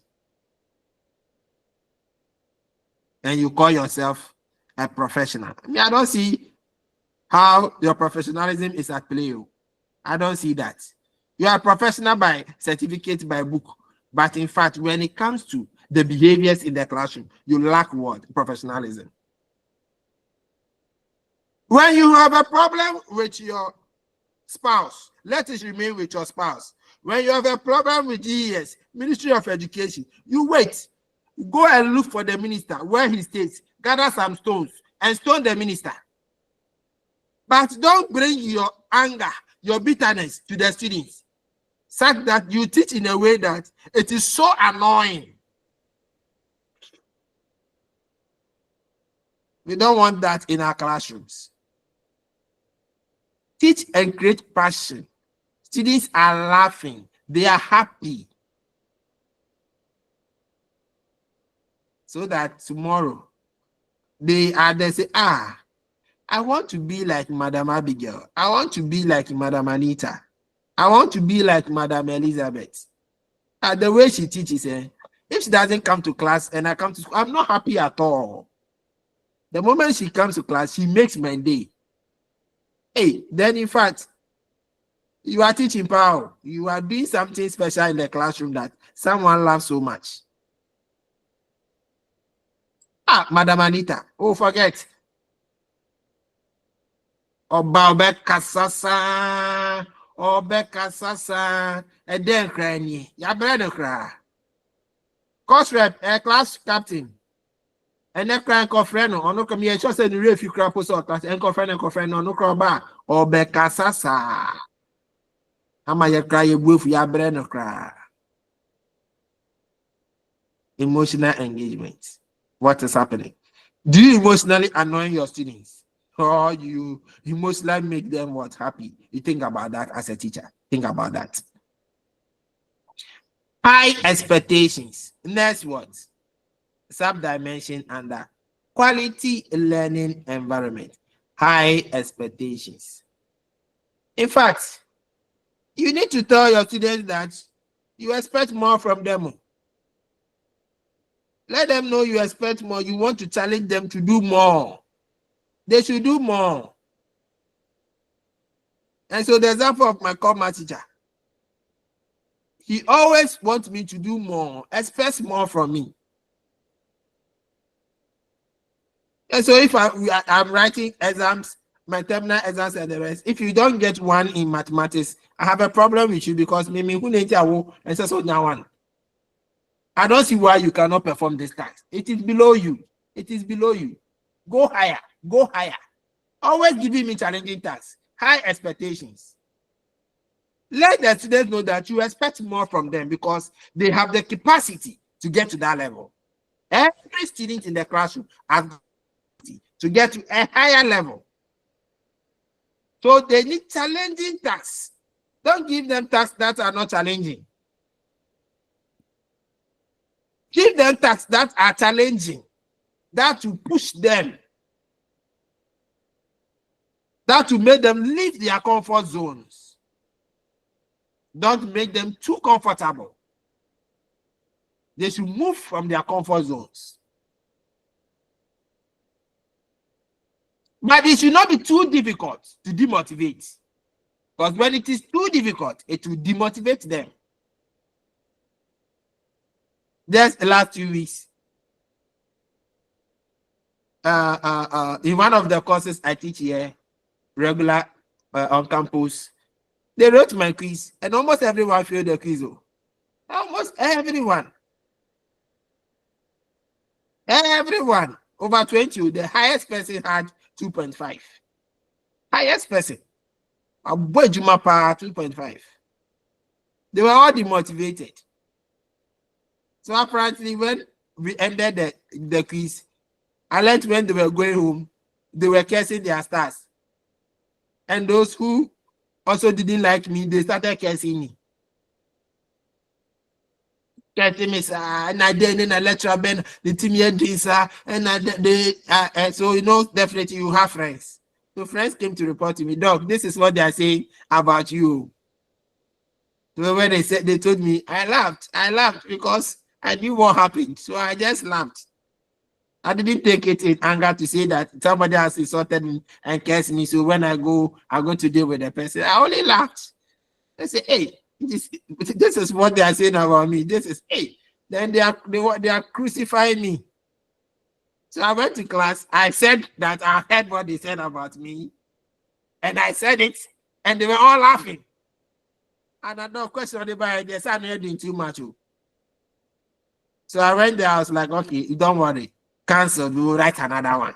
Now they are happy. You see, the way sometimes we do things, it can easily annoy students and push them out of the classroom. All right. So challenge them all, but it shouldn't be too much above their limit. When it is above their limit, they will be demotivated. If it is lower than their limit, they will also be demotivated. I remember the days of studentship. I go and write exams, and the question that comes is too simple. I get angry. Because when it's too simple, you are not able to what? Discriminate between those who are good and those who are not good. For me, I like that clear discrimination. So if you give me a lower order question, not too simple, I get angry. After this question, I say, I want to be say, yes, we will share the.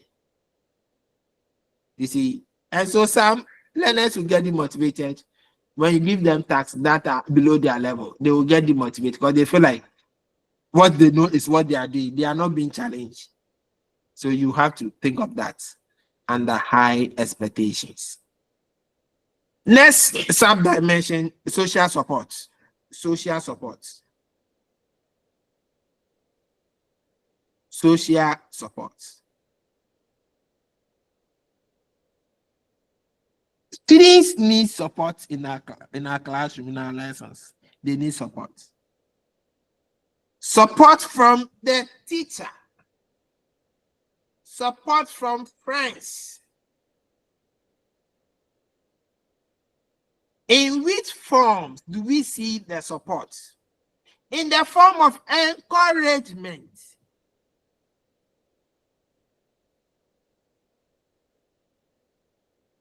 Acknowledgement, positive remarks,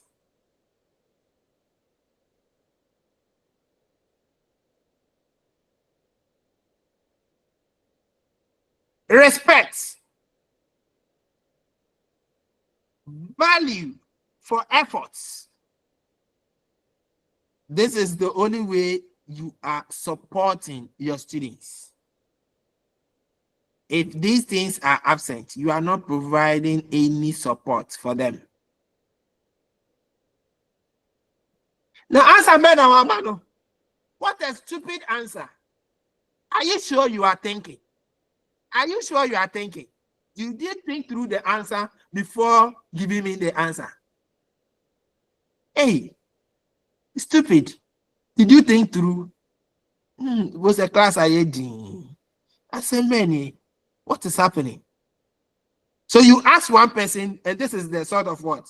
comment or acknowledgement you have given to somebody who voluntarily tried and even had it wrong?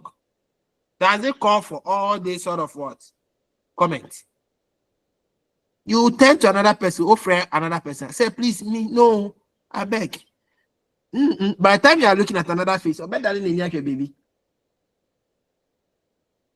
But they don't want to try and get that kind of what? Insults, criticisms, ridicule. No students want that. And so when you come to class, you ask a question, then you are ready to answer your own question, because in fact, nobody will want to mind you. Uncle cannot catch and say, what's a stupid answer? Hey, they respect themselves.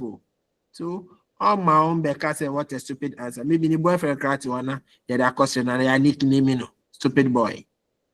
The stupid boy of the class. Because the teacher said, what a stupid answer. In fact, when you do that in the classroom, you kill the motivation of your students. They will not be able to learn because of the way you have treated them. You do not allow other students to bully them. No. Students should not bully each other. I ask a question in class. A student raises their hand to answer. I call that particular student. The student is answering. Another student raises their hand whilst a student is already on the floor. You will put your hand down. What do you mean? Are you saying what he or she is saying is stupid? That is why you've raised your hand. What do you mean? Put your hand down and listen to that person. When the person finishes, you can be allowed to come in. But you don't just in the midst of what? The heat. You want to tell us that what is happening is nonsense. And so you don't want to listen. That is why you have raised your hand. What kind of behavior is that? As a teacher, you need to control some of these things in the classroom. So for me, it's online that is like this, but in class, maybe some question that we answer. You dare not raise your hand again because somebody is on the floor. Or no, so nipa or a dream. In all the foolish things that the person is saying, there will be something in it that will help us. Let's listen to it. You have to. You have to. Don't let students disrespect each other. Don't disrespect the students. Don't ridicule them. Don't make them feel that they are useless. The little effort that they exert in your classroom, appreciate it so much because it is not easy to talk in public. Even some of us, if we go to churches, a large congregation, offer trigana, own person of the because of ferry. What do offer tribemo be so or quite that to offering bonum? Also ferry. That is how the students also feel when they come to class. In the midst of their students, sometimes they find it difficult to operate. So for somebody to try, the person has done so much. Well, try, papa, and you are going to say that, what a stupid answer. No. You can't say that. You have to value. Sometimes students can be so annoying in their responses that they give. You feel like, baby, I'll slap him or her. But in fact, as a professional, you keep it within. You swallow it. But don't let it come out of your mouth. Don't let it come out of your mouth. It comes out, you have created a serious problem in the classroom. Social support. Let's provide the necessary assistance to our students. In any way we can, let's help them. Students self-regulation. This is about self-discipline, focus, attention. Let me take you back again to SHS. Science students, highly focused, self-discipline, self-regulation. How do you teach your students to be independent so that in your absence, they will still act right? Or they should act right only when you are there. Then, in fact, you will not be there throughout their lives. So you will not be there. How are you teaching them? What kind of values are you giving to them such that they act right, whether you are there or not there? Nobody is in a science class, but they know why they are supposed to learn. They will not be jumping over tables. You will never find that in a science class. Home econs, no self-worth discipline. Technical, no self-discipline. Visual arts, as I'm not saying, butterfly students.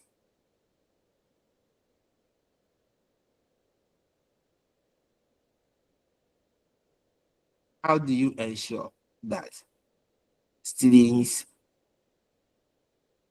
demonstrate self-regulation? They must understand the essence of whatever they are learning. Focus. Essence, the rationale for being in school.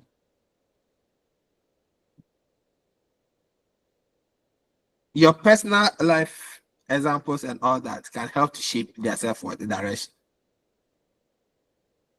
You have got a lot of work to perform as a teacher for your student to be independent. Do they always come to you? Teacher, do this for me. Teacher, I was reading the textbook and I came across this. Can you help me solve it? Now I solve it. Now I solve it. Hey, then be ready. When they're writing the examination, you are supposed to be there. Because in the exams, you are supposed to be there. So the student will ask you. Some of the things you provide direction. Go and ask your fellow students. Go and talk to them. Go and engage in a group discussion. Go and do this. You see, these are some of the things you are making your students independent. And you check on them and you make sure they are doing it. It's not everything they find difficult they are running to you. What kind of lifestyle is that? So you come and ask me some things. I'll tell you that, oh, go and check from the book, read further, and then you come and tell me what you discover. It's not everything. Well, they must be independent learners at the end of the day. Independence. Last sub-dimension under quality learning environment. You know, I've explained all the dimensions a lot too. A lot of explanations. It is purposeful. So that once you actually say, you work with it and you make your classroom a better one. Student direction. What is it? I know you are the teacher. I know you are the one who is supposed to prepare the lesson plan, determine what must be taught and how it must be taught. I know you are the manager in the classroom. I know you are the one who controls everything in the classroom. I know when you talk, nobody must talk because you are the authority in the classroom. But Ms. Rao, I beg you, relax your authority a bit. The class is not only for you. You cannot make a class. If you can make a class, teach yourself, write exams, write assessment, mark yourself, pass yourself, and promote yourself. It's not possible like that. So allow, by this sub-dimension, your class, your student to exercise some control, some level of control. There should be a limit. Some level of control. No wonder in a typical regular session here, sometimes I ask them, oh, the quiz that we have to write, which form do you like it? Says, oh, say, we like multiple choice. I say, oh no, we like it this way. Oh, so what you like is what I will bring. So even in assessment, they are exercising some control. How they like it, right? One of the days, my master students, Master of Philosophy, in various subject area, accounting, management, economics, and the rest. I teach them a course at the master's level, MPhil. I was going to write exams. It was time for them to take their MPhil exam in my course. So I asked them, you can see that the class was divided. This half of the class said they don't want examination. I said, is that so? He said, sir, we don't want to write examination. I said, okay, I've heard you. Half of the class said they will write examination. So the class is divided into two. I said, no problem. Those who want to write, come and register. Now we are registering for examination. Those who don't want to write, what do you like? They said we like 10 papers. I said, you to come and register for 10 papers. So this half registered for 10 papers, half registered for examination. So I conducted examination for half. Half, I gave them 10 papers. Level of difficulty. Oh, bakra. Those that took the 10 papers, some open. Those that took exams too, oh, they enjoy. Then later on, those that took the 10 papers, said, if we knew, we would have gone for the exam. I said, no, but you said that you like it. So what you said you like is what I've done for you. And so no complaint again at all. No complaint. And they were just laughing. Student direction, they have controlled in a way in terms of assessment. Sometimes your students will want to perform some activities. You need to allow them to perform because that is where the interest is. So you don't force them too much. Are you the one learning? That you want to force people because of you are a teacher and you are being paid and you are the money, everything must be you. Why? Why? Even at the lower level, sometimes your students have not seen aeroplane before. They have not, they just in the classroom, they heard the sound. They want to go and see. They want to peep through the window to see, hey, what is that? Because you are so difficult teacher. Everything about you is difficult. You are so mechanistic, annoying teacher. Sit down, sit down, sit down, sit down. Pay attention. They should pay attention to what? Why now we teacher school? I don't know. They should pay attention to what? There is an interest that has been evoked somewhere. Once the interest is not met, there is no way they'll pay attention to you. So if I'm a teacher, I will not allow them to go out, but I ask them like they should look at it, they should peep through the window and look at what it is. If it is possible, I'll let them move out, look at it, and bring them back inside. If I don't want them to go out because of time, they should peep through the window. I'll let them watch. How many minutes would they see? It will soon vanish. When they finish, I'll tell them that are they done? They will say that okay, now can we continue their life? They have satisfied an interest. They can now pay attention. But Ghanaian teachers, and I won't you don't end this and Ghana. Yo, Abremo why? Abremo pa. Student direction. You are teaching. You are talking too fast. And sometimes I can really talk very fast. So if you don't bring me back, by the time you realize I have said a lot of things, I can talk at the level of 999 megahertz. Oh, sir, you are moving too fast. Sir, can you reduce the pacing a bit? Who are you to tell me to reduce my pacing? How dare you? Yeah. How dare you, be? Yeah. Reduce your pacing. Are you the one learning? You are not the one learning. So, sir, please reduce your pacing. You just reduce it, keke. Yes, right. I can't afford the PV kakra na mu go fusa. Student direction. So I have given areas that students can exercise control. Allow them to exercise their control. And once they have exercised their control, whatever thing they said they will do, they will be what? Immersed into it. They will do it very well. At least if you are part of what? Management, then you come out with a decision. Because you are part of the decision, you will implement it. Because you are part. But if someone decided for you, you are likely to reject it. That is the same principle. So because they contributed to that kind of classroom activity, they said we should do it, and we have done it. They'll participate. And that is all we are looking for. So allow them to exercise some directions. And when that is done, they will what? actively what? Participate in dealing with what? The issues. Student direction. And so these are the 6 critical elements under the quality learning environment. Are there questions for me, or I should move on with the last dimension, significance?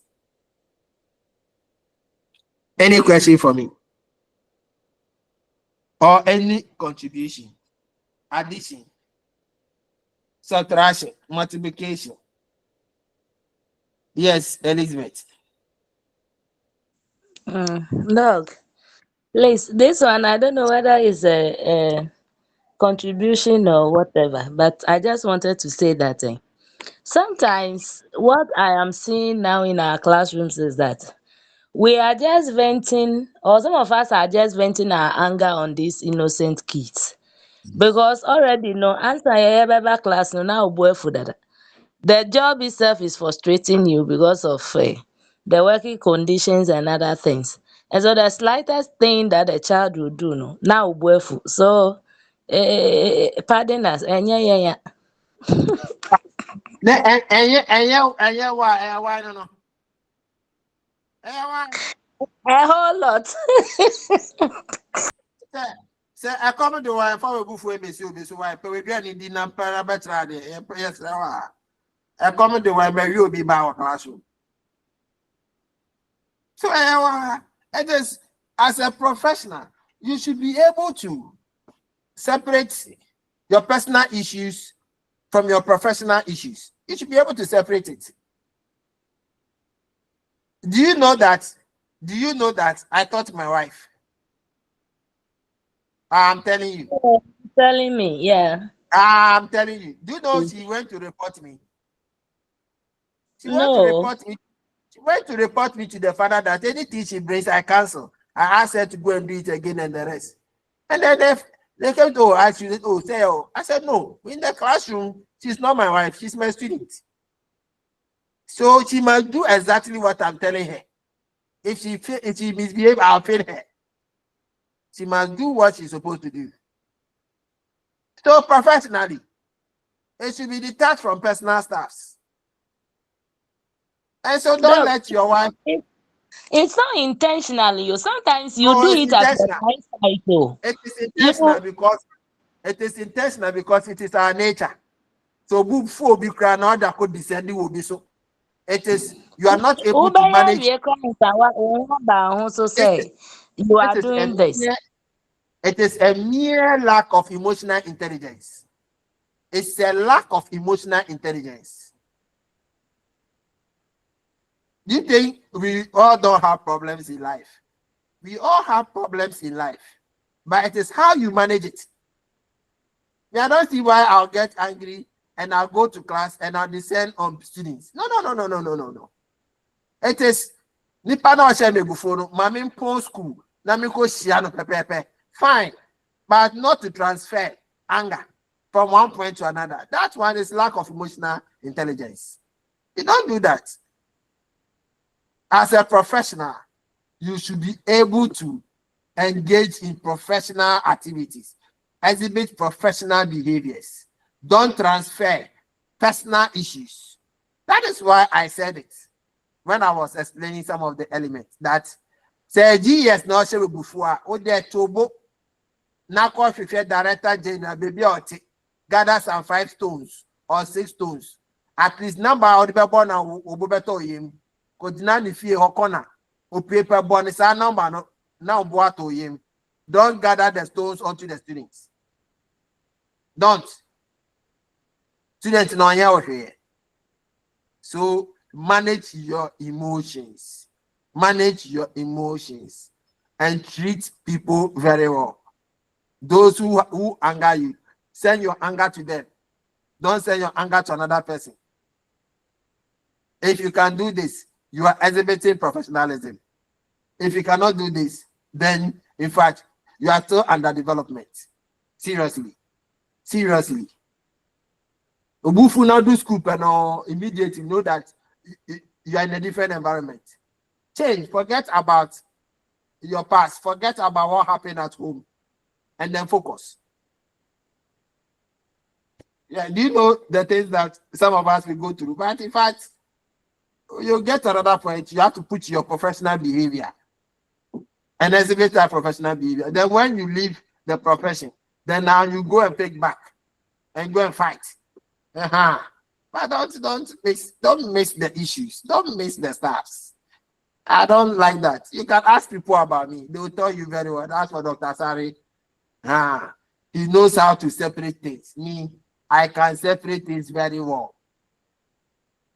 And so sometimes you wonder, as if me, I have no problem. As if me, everything. No. I'm just being professional. Maybe it requires that I behave this way.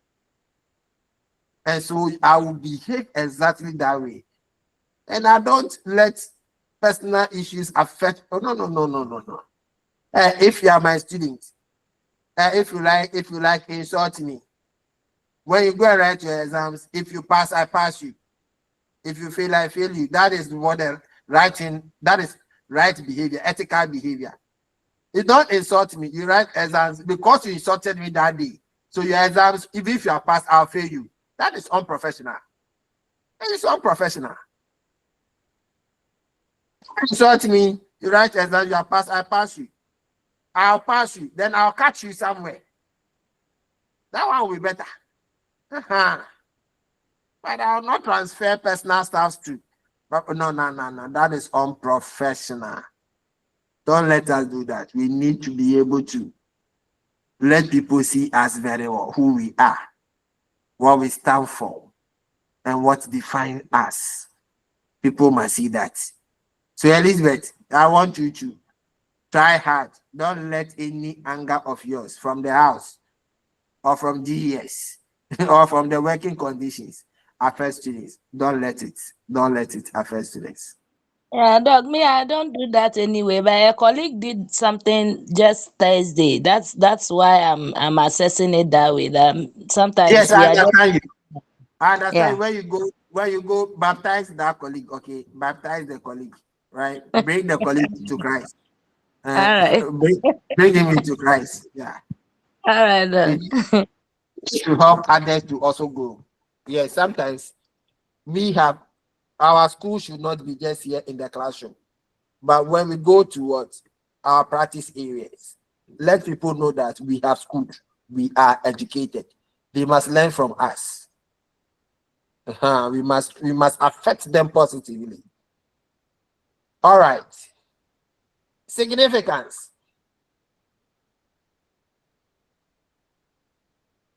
Another serious dimension.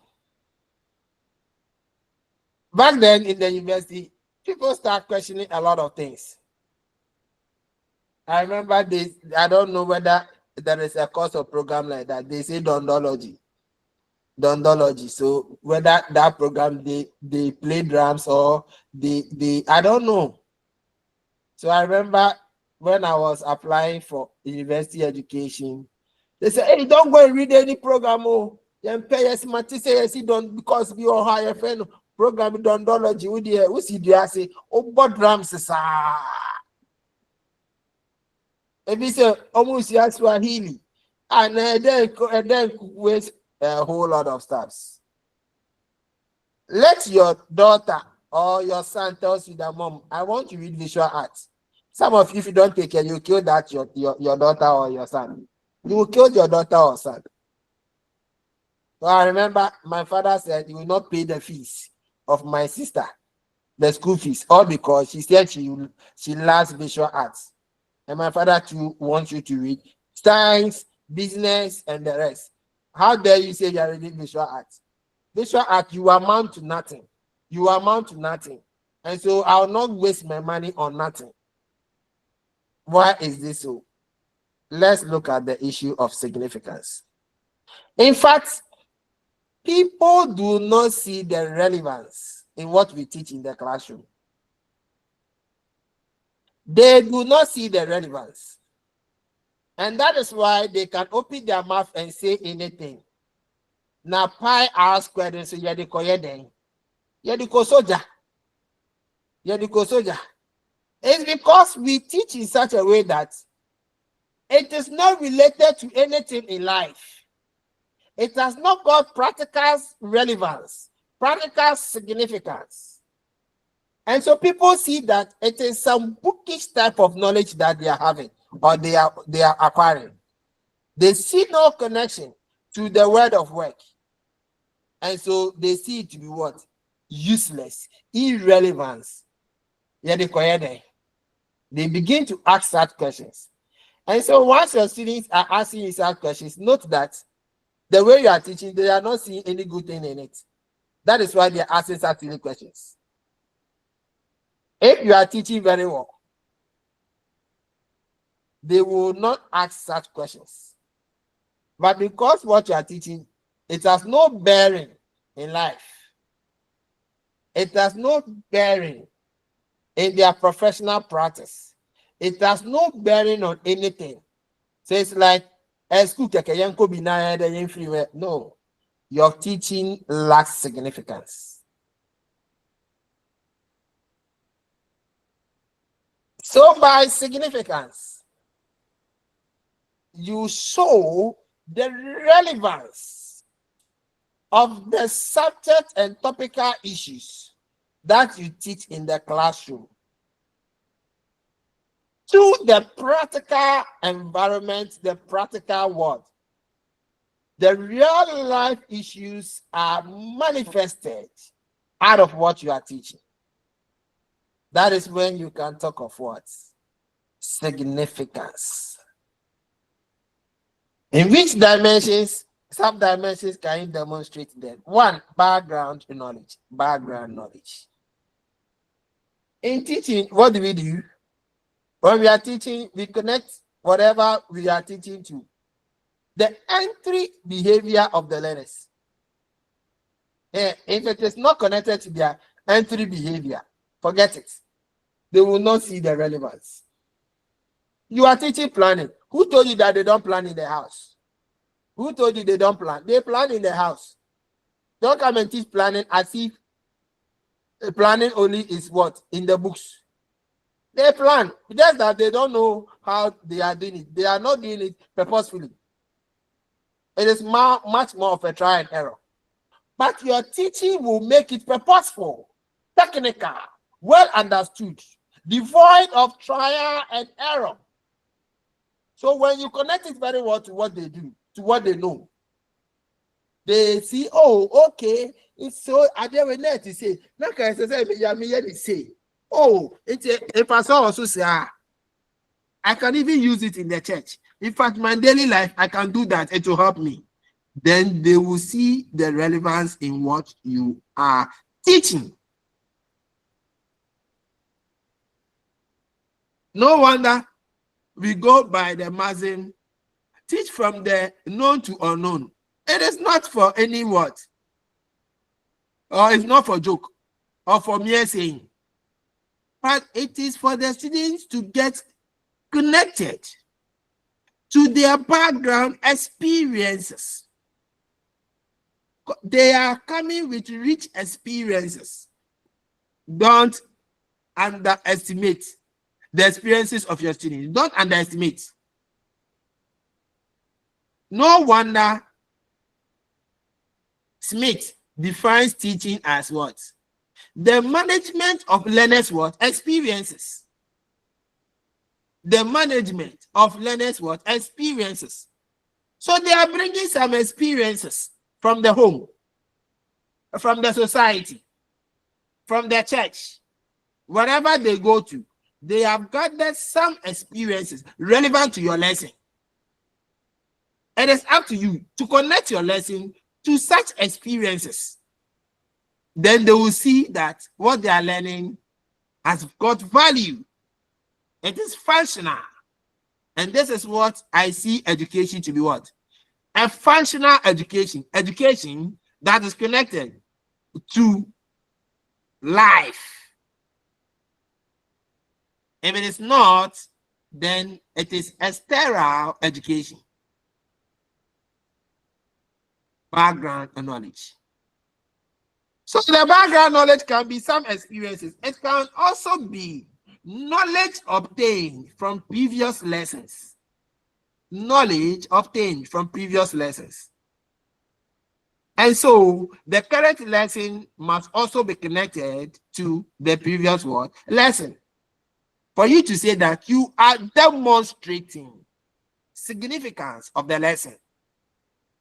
In fact, any teacher I supervise that fails to show significance in the lesson, that teacher, I don't see that teacher to be serious in the classroom. I don't see the teacher to be serious at all.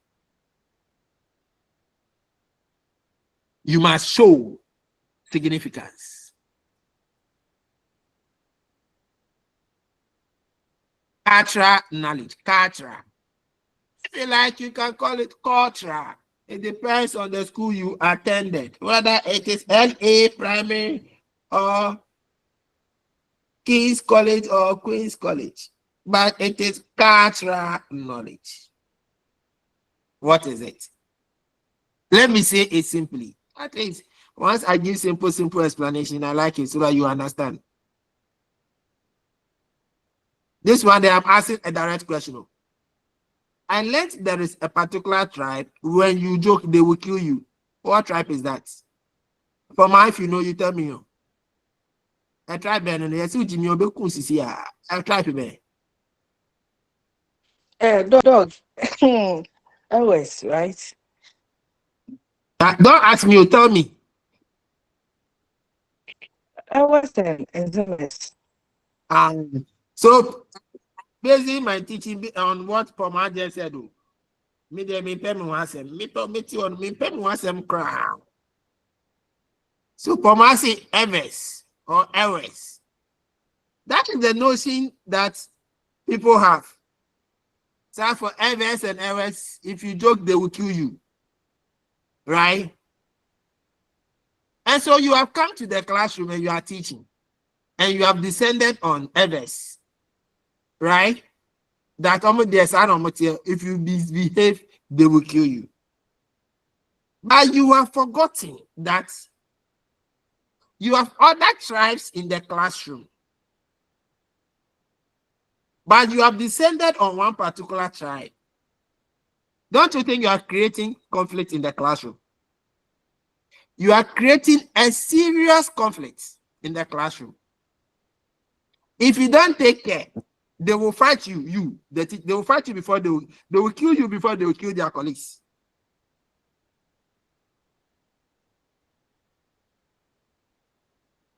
Do not forget, it is only Evers that are like that. Because now everywhere, Ashanti crowd, Ashanti for Udimikrobe. So when you go to the Ashanti land, every day they need your about, because they be your body no pa area enemy, you find it to say you motivate. Menu anopa, and I say bakwa nopa, bakwe we are bakwe enemy. Ashanti so. They are also like that now. Who told you those in the eastern part of Ghana, they don't do? What they call latte? Call latte. You are connected this shrine be latte. Kojimi, Obi do beko. Hey, dog, you are mentioning my hometown. It is your hometown. Yes. I know what's happening back page. Why? Mate. You see, if you joke, they will also kill you. So if I tell me who will not kill you, anybody at all can kill you if you joke. So as a teacher, you are teaching to draw out the rich experiences of our culture, and as well the ills in our culture, so that students can learn to go back to our society and address the ills of our culture. So because you want to pick an ill aspect of the culture, I beg you, pick across all cultures. Don't pick one and leave the others. Because they are all like that. So that the student doesn't see that you are promoting one culture over another. Don't promote. When we talk about lazy people, in fact, several people are lazy, several cultures or tribes are lazy. Don't talk about one and leave the others. Pick throughout all, because Obia show laziness. Come to Fanti. come to where I'm teaching, and you meet a typical fancy person.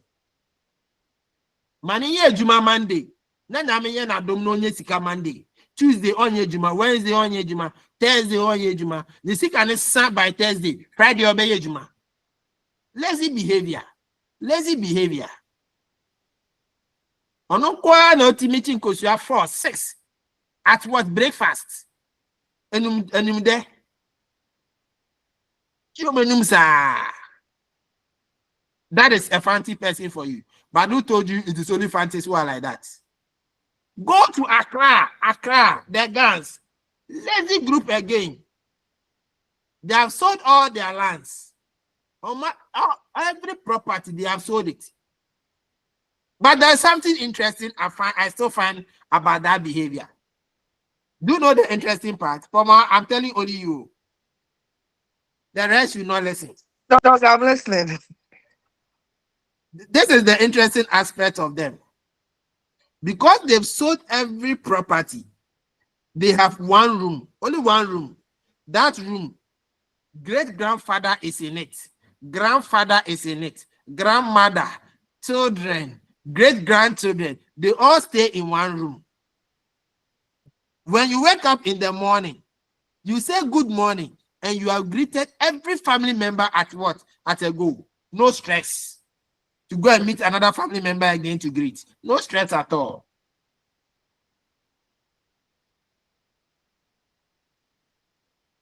That is the guards for you. So you see that the lazy behavior cut across. The lazy behavior, it cut across. And so as a teacher teaching, you draw the ills in all cultures so that students can see that I have something to do in my culture. Me too, I have something to do. Me too, I have something to do. But you don't make one culture better than another. You don't promote one over others. You don't do that. Value the cultures. Value the backgrounds, the ethnic backgrounds of your students. And let them know the rich aspect of it. Let them know what they must do to make their culture better, rather than creating conflicts between what? Cultures. Next, knowledge integration. Knowledge integration. Knowledge integration. This is where you show to students that knowledge has got relationships or has relationships.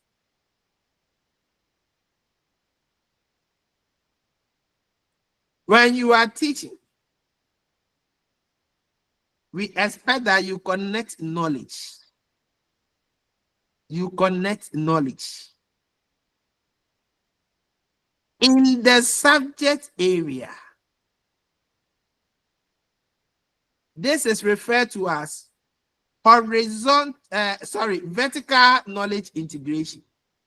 In the subject area, vertical knowledge integration. Between subject areas, horizontal knowledge integration. Your ability to do this will show the significance in what you are teaching. No wonder in vertical knowledge integration, we link topics in the subject area. So you cannot teach a topic in management without linking it to what? A previous topic. You cannot teach it disjointedly. So topics taught in the subject area must be linked together. Let the students see the connections in the subject. You can't teach planning. You are teaching human resource planning and you not link it. How? How? You must teach to ensure the connections, the links between and among the topical areas. So failure to do that, you are not being effective in the classroom. You must also teach to show the connections between subject areas, management accounting, management economics. You must teach to show that, in fact, they have commonalities. In business management, you find finance and financial institutions. In accounting, you will find finance and financial institutions. In economics, you will find finance and financial institutions. Money and banking, they cut across. Why will you teach and not to draw your students' attention that even in accounting, it is like this? In management, it's like that. You have to. Just like I explained the deep knowledge. I explained it in management. I went to accounting where I spoke about the debit and credit to tell you that that is also the deep knowledge in accounting. So that you don't think that it is only in management. No. So the students must also understand that knowledge here is also the same as the knowledge here. So you have created the necessary connection. When this is done, students can easily transfer knowledge. So it might be that you taught them in management, but in accounting, they were not taught. But in writing accounting examination, they were asked in accounting. Once you told them in class that it is the same in accounting, they will transfer the knowledge from management to accounting to address the problem. This is where you become so effective. And if you teach as if that knowledge has got no relationship with others, in fact, it is wrong. Nothing is actually independent in life. Nothing is actually independent in life. And so teach and show the dependence. Let your learners see the connections. This is what we talk about, knowledge integration. So I spoke about vertical knowledge integration happening within a subject and horizontal knowledge integration happening between subjects. All right. The next is inclusivity. Inclusive. In fact, I'm explaining it in simple way. The work in the class, the work that must be performed in the class, it is not for anybody.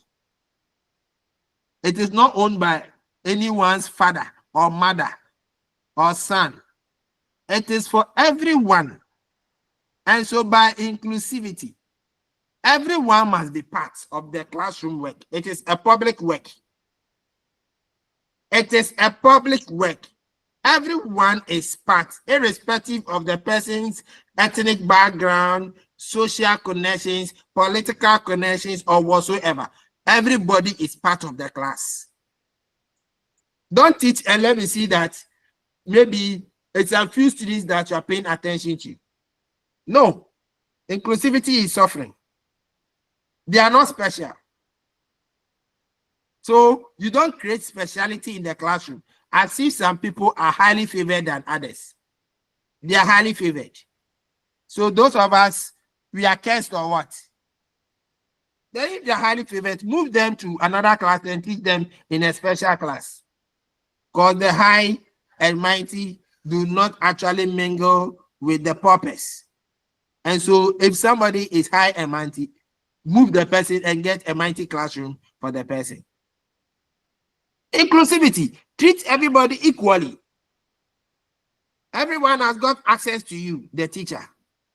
Everyone has got equal opportunity in participating in classroom activities. This you must demonstrate as part of your professionalism. Inclusivity. Very important. The next is connectedness. Connectedness. What are you connecting? Simple. You are connecting the classroom and the environment. You are connecting the business studies classroom and the business environment. You are connecting the two. If you fail to connect the two, then in fact, your teaching lacks significance. They will not see the relevance of what they are learning. Let them see the relevance of what they are learning beyond the boundaries of the classroom. Beyond the boundaries of the classroom or the boundaries of the school. They should see its relevance in the society. How it is connected, it can be applied in the society. Application. So not just a bookish thing. It's a bookish thing. No. They must see the connection. And so I say, when you are teaching, carry the classroom to the environment. How you do it is up to you, but you must do it. Carry the classroom to the environment. Or carry the environment to the classroom. You should be able to carry one of them. So how will you carry the classroom to the environment? It means that something that they will learn in the classroom, let them learn the same thing outside the classroom. And so we will go on a field trip to learn something about banking at the banking halls, stock exchange at the stock exchange market. Insurance, we will go to insurance companies. You have carried the classroom to the environment. The environment to the classroom. I will look for resource persons. So I'm supposed to teach law of contracts in business. But I have a friend who is a lawyer. I bring that person into my classroom, environment into the classroom. And once the person comes to my classroom to teach, my student will see, hey, lawyer sponsor, yes, oh, and I miss you any because tomorrow I also want to be like that lawyer. The student sees the relevance in what you are teaching. Elements, artifacts in the society can be brought to the classroom to enforce classroom explanations. What's rather so abstract? No one is so horrible. You are there telling share certificate. What's why investment? Can't you bring that investment certificate into the classroom so as you can easily use it to what? Explain it to them. And now what's rather is abstract. You now patch it and bring it. This is how you ensure connectedness. Your students will see relevance in what you are teaching. The issue of significance. The last one, narrative or narrative. All I'm saying here is that use personal stories or stories of others to enforce your classroom lessons. So sometimes your own personal stories, you can use it to teach a lesson. Oh yes. I was teaching, I was invited to give a talk on breaking financial barriers in the university. And when I went there, I told them that I am not here to tell you stories and tell you things that do not exist and book knowledge. What is financial barriers and this? I'm telling you about my personal life. If you understand my personal life, you will understand breaking what financial barriers in the university. Then I told them how I went to the university system, manage my finances, and who I have become. When I finished telling them my stories, I told them that I'm done. They were just amazed. We said, wow, what a presentation. So as I sat down, then one counselor told me that, can we work together? Because the way you've made it so practical. They saw reality in what you said, not some theories and some books and things, and then abstract knowledge. People don't know whether it is true, it is workable or not. Your personal style, what you did practically. This can enforce lessons. People will begin to see reality in what you are saying.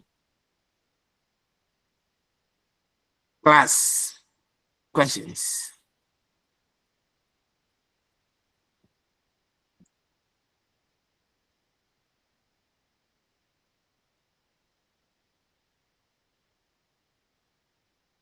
Class, questions. Anita. Doug, no questions. So. Elizabeth. Charles. Please, I don't have a question. All right. So this is quality teaching model. If you want to provide quality instruction, then you must adhere to these elements to make your classroom an effective one.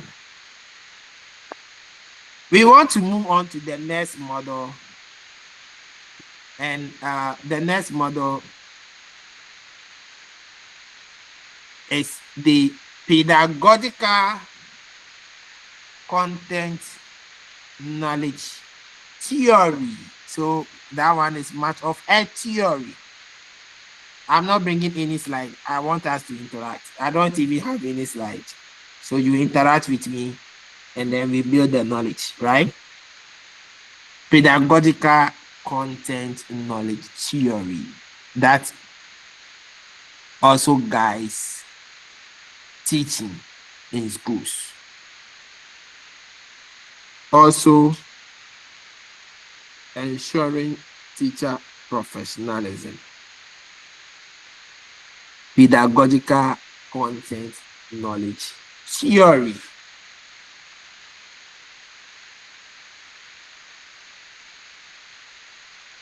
This theory was propounded by Lee Shulman in 1986. According to Shulman, every professional teacher must possess 7 knowledge bases. 7 knowledge bases. If you lack one, your professionalism is not complete. 7 knowledge bases. He sees the knowledge bases as the minimum requirements to practice a profession. And in this case, the teaching profession.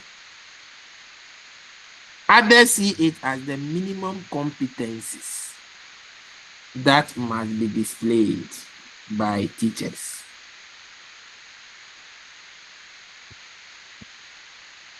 What are these 7 knowledge bases? 7. 1. Content knowledge.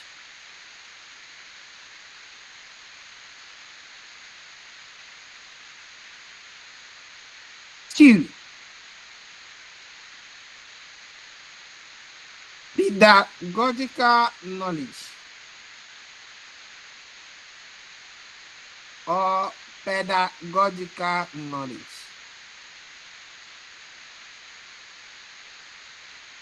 3.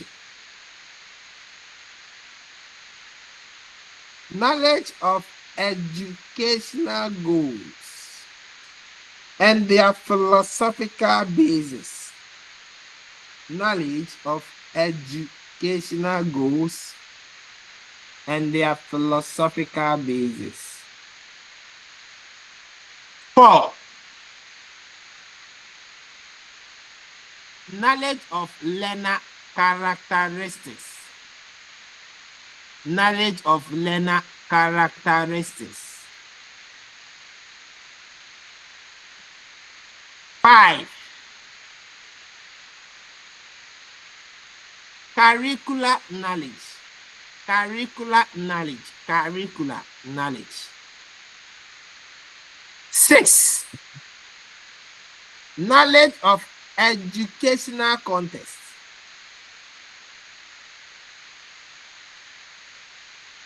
7. The Almighty. Pedagogical content knowledge. As the 7th knowledge base.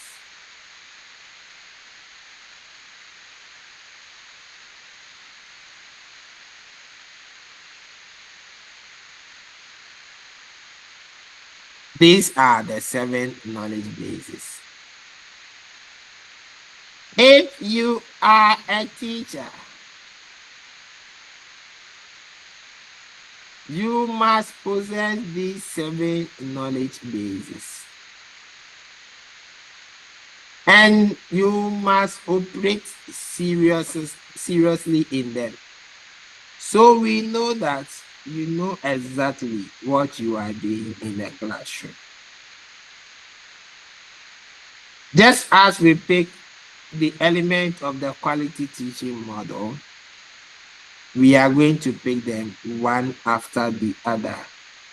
In fact, I cannot find my slides, and so I'm teaching from my head.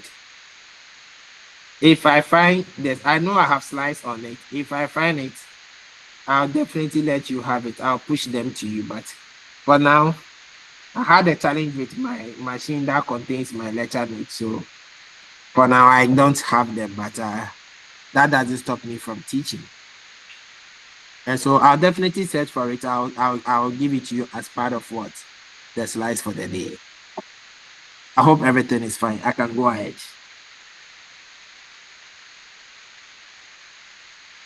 Yes, please. All right. Now let's talk about content knowledge. This does not move away from the deep knowledge in the quality teaching model and the deep understanding in the quality teaching model. They respect the content knowledge in the pedagogical content knowledge theory. If you are saying you are a management teacher, a business management teacher, you must understand the content areas, the subject matter. You must understand it in order to teach the subject.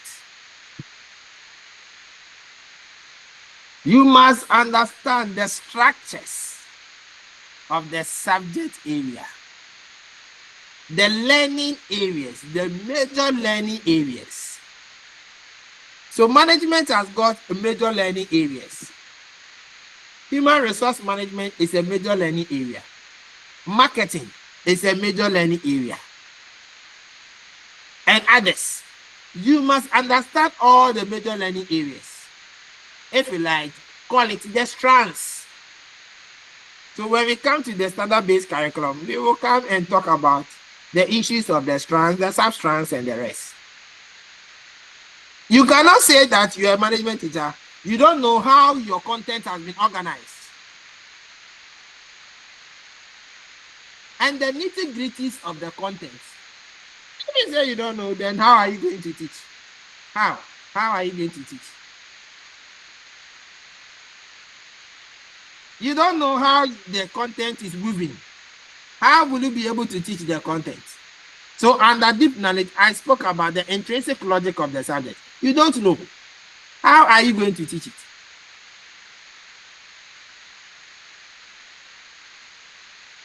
the subject matter.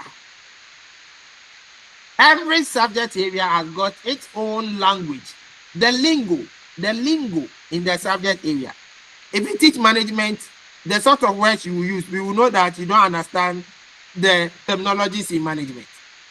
And people say, are you sure you are training in the area? Because if somebody is in management and a person is talking, the way we talk, you know, this person is in the area of business. The way accounting person will talk, we will say that this person his area is accounting. The way an economics person will talk, yes, it is an area. And so you don't come and teach management, then the lingo, the terminologies are missing from your teaching explanation. It tells you that you don't understand. You don't understand. That is why you are teaching, and the sort of words alone that you are employing to instruct your lesson does not respect the culture of the subject area. Then we see that you are a suspect. You might be an imported teacher.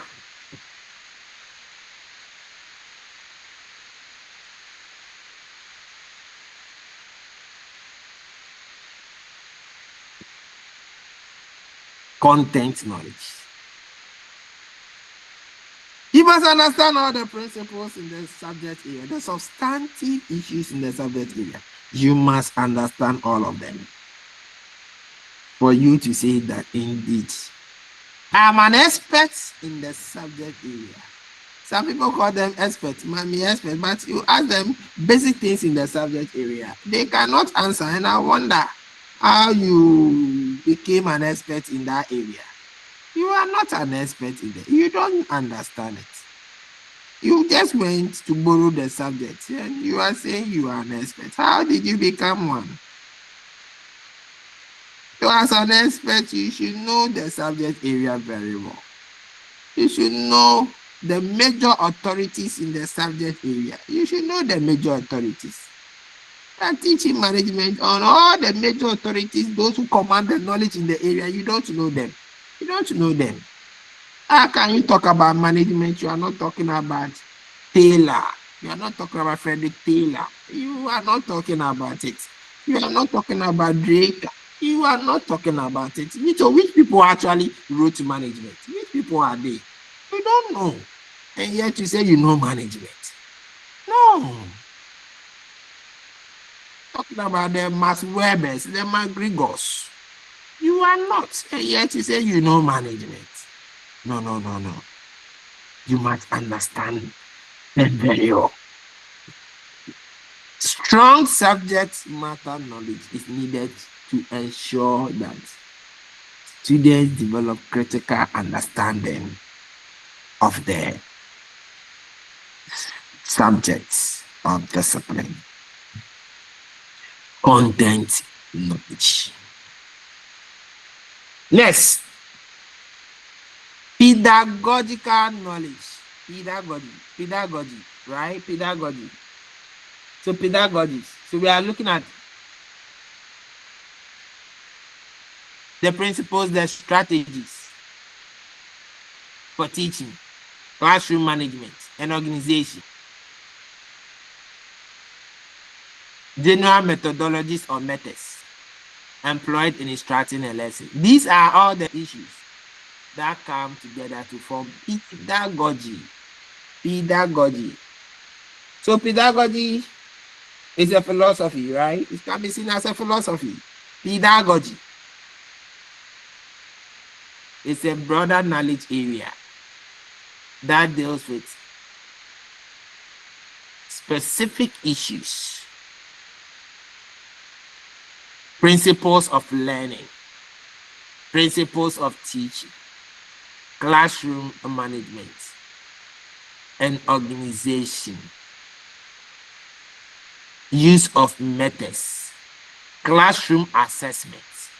All these come together to form pedagogy. And so sometimes we use the words interchangeably. What pedagogy did you use in class? Oh, I did the discussion method. It is just a method. It's just an aspect of pedagogy.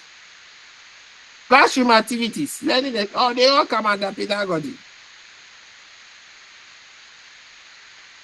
And so pedagogy is a broader terminology that encapsulates all the aspects I have mentioned. Classroom adaptation, adaptivity, structure, and all that assessment, everything to form pedagogy. This terminology is normally akin to teaching of children, pedagogy, teaching of children. And so it is much more into helping children to learn by providing them with the necessary classroom environment to engage with you to understand whatever they need to learn. Pedagogy. So much more of what? A terminology for teaching children. At the university, where you are not a child, you are a grown-up with very strong and hardened bones. We are supposed to move from pedagogy to another andragogy, where we do not spoon feed you, but you do much of the learning on your own. Much more teacher-centered for you to be directed to go and work on your own. Even in the university, we still use pedagogy because students still don't want to be that independent. For a program as this, where you are distance learners, so you are not always in touch with the instructor face to face, like we have our regular session, we are also supposed to use another method called pedagogy. Pedagogy. That is much more a self-directed learning. So you come, I explain, I give you the necessary direction. If you have models, you go and learn your models. You can come again and interact with me on the models that you learned that you do not understand. I explain, you go back and continue. Pedagogy. Self-directed learning. But still, we are using pedagogy. Interesting.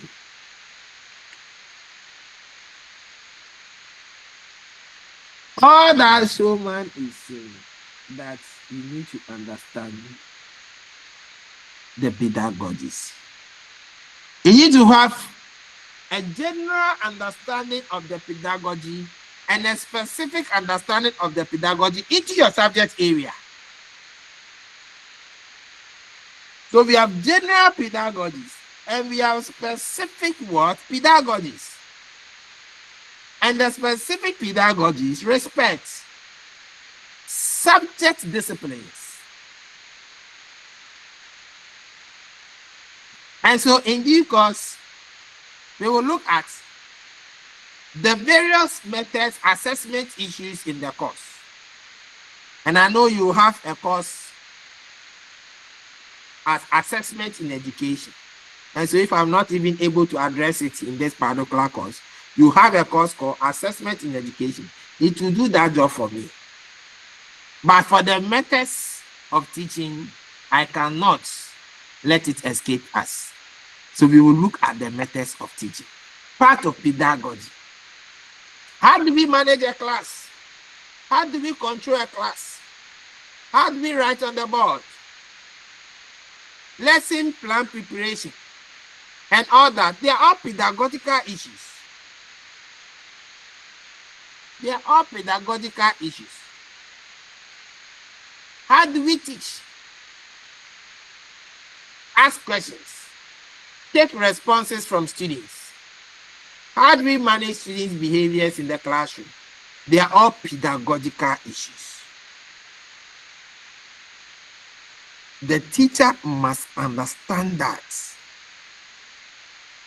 so that in selecting a particular method of teaching, a particular activity to inform teaching, a particular assessment, in determining or gauging students' level of understanding, we pick the most appropriate ones. We pick the most appropriate ones. So it becomes sad to hear a teacher. And I say, me sure. Mommy got me calling discussion method, and I say, Mommy got a story. I say, hey, say you try you and determine the pedagogy that must be used. I see. Pedagogical selection. No. As a teacher, you must understand.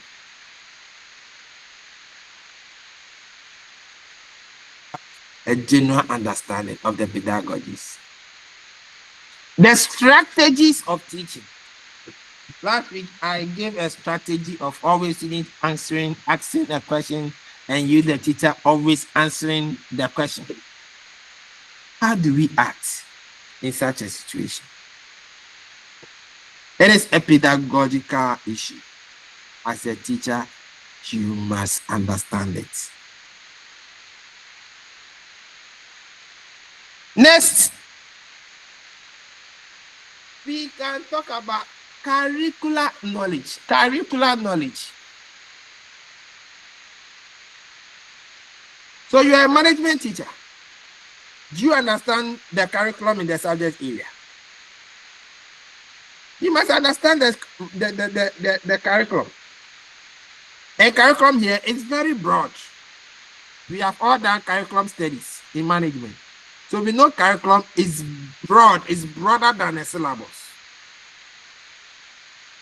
The syllabus is the product version of the curriculum.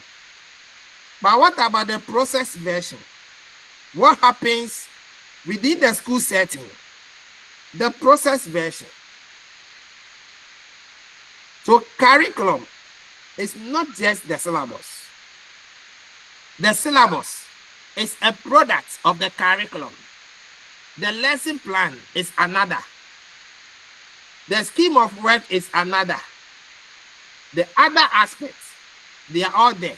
They all come together. All the documents, all the activities, they all come together to form curriculum. So when we equate the curriculum to the syllabus, the question is, do you understand the syllabus? The structure of the syllabus, the pedagogies by way of methods that the syllabus proposes that you should use in instructing your lesson. The nature of assessment that is respected in the subject area, it is indicated in the what? In the curriculum.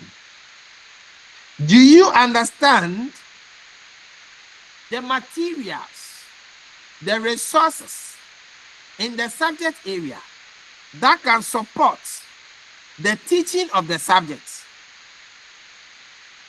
What we call the supported curriculum. Do you understand? It is this supported curriculum that we see as the material medical of pedagogy, the pharmacopoeia from which a teacher draws his tools of trade. Do we understand that? Last week, I was supervising some student teachers. They prepared the what we call the learner plan, previously lesson plan. So they prepared the learner plan, and the teacher taught, and all that the teacher taught, I wasn't happy with all that the teacher taught. So I asked, what actually guided you in preparing this particular learner plan? And the teacher said that, oh, I used a textbook. I asked, what textbook?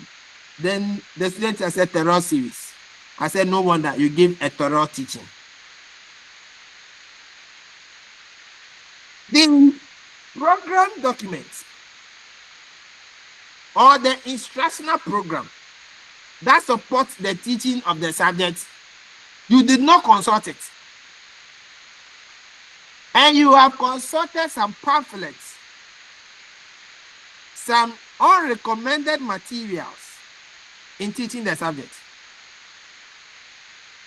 And you have the boldness to tell me that you went for the wrong. No wonder the teaching was so terrible. As a teacher, you must know the recommended resources in the area. So I challenge you to find out the recommended textbook for teaching business management. What is the recommended textbook for teaching management? Every subject. And the recommended textbook sanctioned by Ministry of Education, Ghana Education Service, sanctioned by NACA. We need to know. We need to know. So that the right textbooks are used in teaching. The right syllabus is consulted, topical issues picked from the syllabus, than an examination syllabus prepared by some bodies, examination bodies, like WAEC. So some people teach students based on WAEC syllabus. Say some passing. I mean, me concern. I mean, trouble no more passing. No more passing. I mean, what to me? No. And so you are going to teach syllabus, WAEC examination syllabus. Say I'm passing. No more. So they pass, an aspect of their life is underdeveloped. Because experts develop the curriculum looking at the total development of the learner. But WAEC cannot ask questions on all that. And so because of that, you have limited teaching to passing examination. And so some aspects of the syllabus and other aspects that are important for the development are sidelined. They are not important. And so that is our major problem in Ghana. Teaching in schools is passing examination, but not for the transformation of lives. No wonder, upon all the education, people behave as if they are mad in the society. They behave as if they never stepped into the classroom. So Ivan Alice wrote his book and said that let's the school from the society, because the school is making people mad. And it is true. School has made a lot of people mad. Just that these are people that cannot be contained in the psychiatric hospital. So they display their madness at workplaces. They display their madness in the society, their madness in churches, their madness in their homes. Because of school. And because of the way we teach.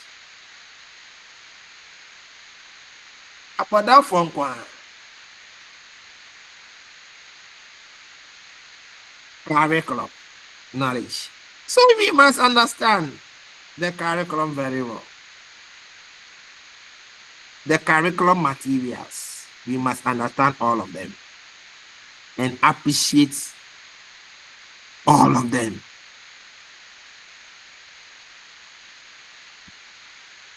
Any questions so far? If there are questions, I want to respond. Also,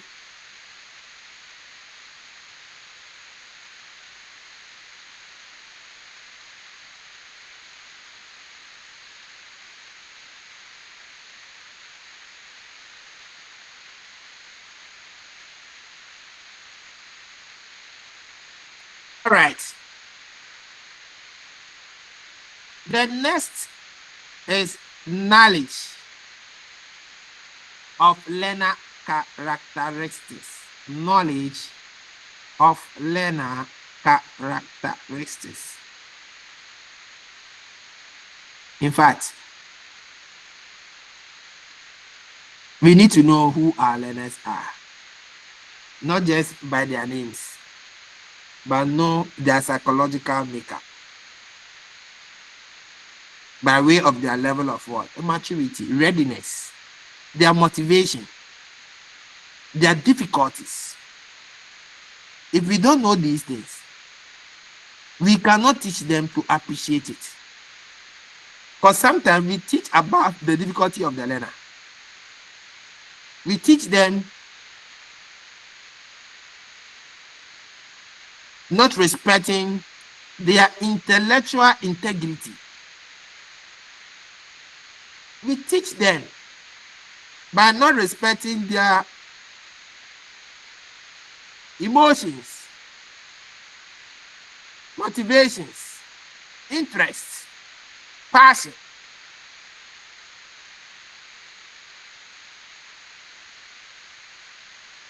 Misconceptions, conceptions.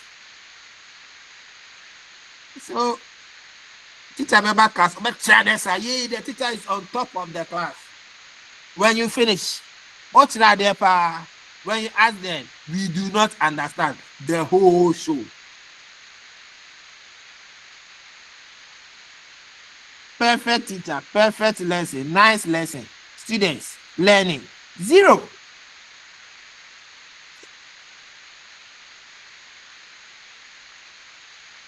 Knowledge of learner characteristics. Now in our classroom, we are talking about so much of differentiation, right? Differentiated instruction. So how do you even differentiate when you don't know the learner? Oh, this my learner is extremely good. This is a very weak student. This person has got this challenge. This person has, how then you need to know them so that your instructions are tailored to their specific needs, their specific motivations, their specific challenges. If you don't know all these things, how do you teach them?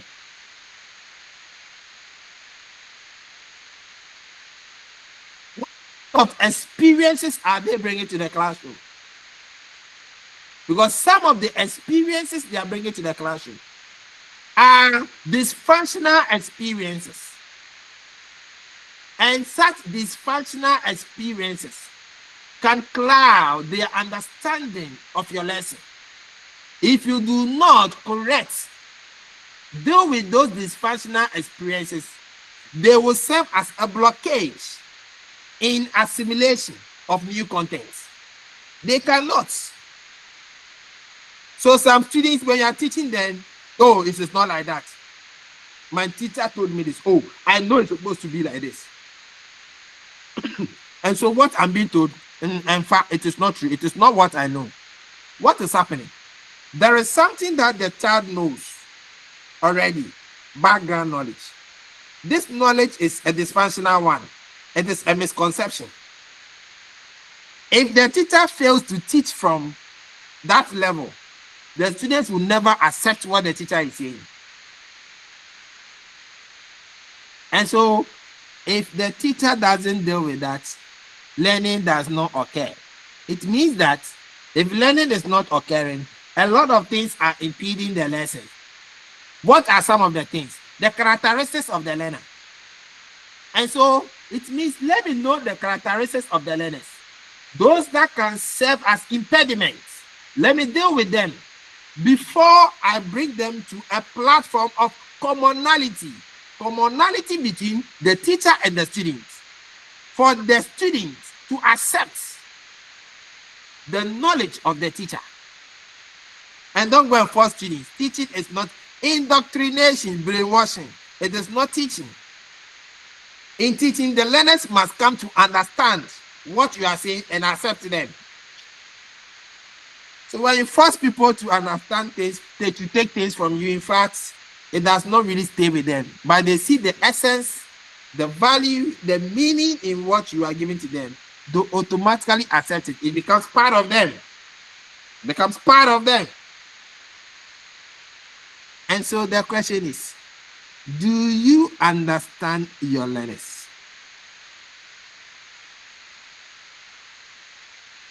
And we have all the opportunity to understand our learners. Even if I take a class for the first time, I can understand my learners by the sort of interaction I have with them. Your interaction, you will know. Those of you who are good, by your interaction, you know, this learner will be very good. This one, Debbie, I said, so normally first days, first weeks in school, when we go to school, we normally don't teach. They said that they call that day cleaning day or cleaning week or a cleaning school. I don't know how that is part of a syllabus, cleaning week or cleaning day. But we are supposed to, we meet our students during those days. We normally don't teach. We can engage in some socializations and we get to know who they are. Oh, so it's nice. What is your name? They say, what do you want to become in the future? Or start kind of bro. He are. Or say he any are. Or come no. Students with the be.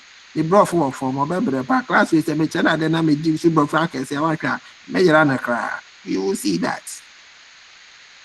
If it is a class that has been taught or handled by another teacher, you could easily ask that teacher, what is the nature of these students? The teacher is better. Or Akwabi or Hodmakwabi or things or not there. The teacher will you get to understand the characteristics. If they have done some exercises, you can pick their exercise books and go through, and you will know the high performing ones, the low performing ones, and all that. So you don't have any opportunity to say that I don't know my learners. No. That means that as a professional, you have decided not to know them. In that case, you are not a learning specialist. As a professional teacher, you must be a learning specialist to be able to diagnose a learner. See yourself as what? A medical doctor to diagnose a patient. So if you cannot diagnose a learner, then in fact, you are not a learning specialist. You are not the professional you claim to be. You are not. Knowledge of learner characteristics.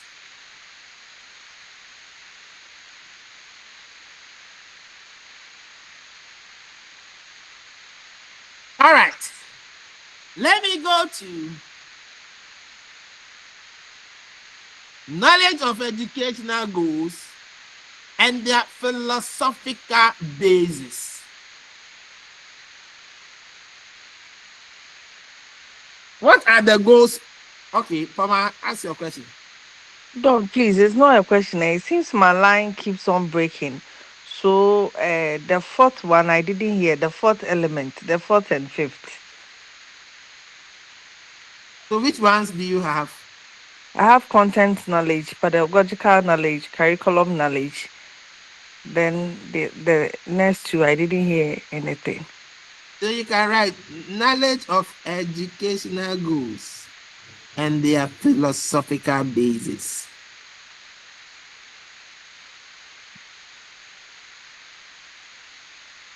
Knowledge of educational goals and their philosophical basis.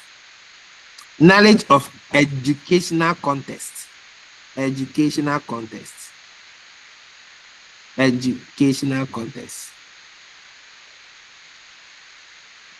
Pedagogical content knowledge. Okay. You have all of them now? Yes, I have it. Thank you. Good. Good. So we are talking about knowledge of educational goals and their philosophical basis. Now, what are our goals of education as far as the standard-based curriculum is concerned? What do we seek to develop in our learning? Critical thinking, digital literacy, and all that. That is what we want to develop. So for going through the curriculum, these are the goals that we want to achieve. Right? They should be critical thinkers, Lifelong learners, they should be what? They should develop collaboration, communication skills, and all that. Internationally, they should be liberal. These are our goals. You must understand the goals, what we seek to achieve as a country. Other than that, you cannot what? Teach to achieve those things. It's not just about read, write, and some calculations. No. The R's. It's not about just about that. These are basic for all learners. Literacy. But it goes beyond that. So when you are teaching, definitely you should be targeting some of the goals. But what are the philosophies underpinning these goals? So it brings us to the philosophies of what? Education or teaching. Essentialism, philosophy. Progressivism, philosophy. Perennialism, philosophy. Reconstructionism, philosophy. These are educational philosophy that what? Guide teaching in schools. By the progressivist philosophy, knowledge must be tested. Knowledge must be tested. So it is not everything that we tell our learners without they verifying the truth, verifying that what we are telling them is valid. They must verify. That is why sometimes we give them some tasks to go and find out knowledge for themselves and communicate it to the classroom. So much more of what? A child-centered learning. But the progressivist pushes child-centered learning. Progressivism.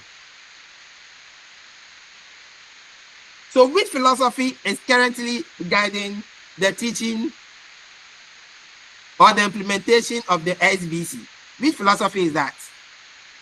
I want to know this from the class, because most of us are teachers. Which philosophy is guiding the implementation of the standard-based curriculum? Thomas, Elizabeth, Catherine, Hamidu, Felicia, Williams.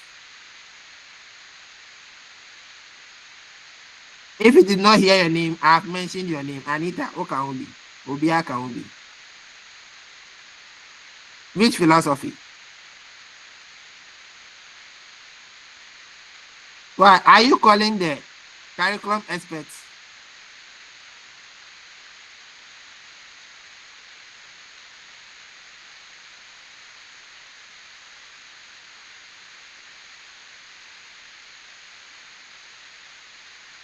Mama, I'm waiting for you.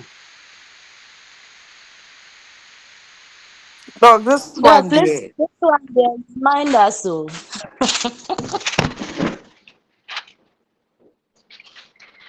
I think pragmatism. Are you sure? Felicia, are you sure?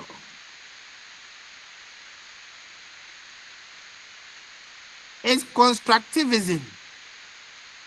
Check your curriculum very well. If you're a teacher, check your curriculum. It's constructivism. That is the philosophy underpinning the standard-based curriculum.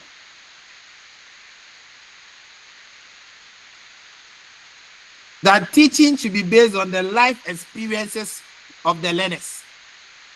That together, teacher and student construct, they develop knowledge in the classroom.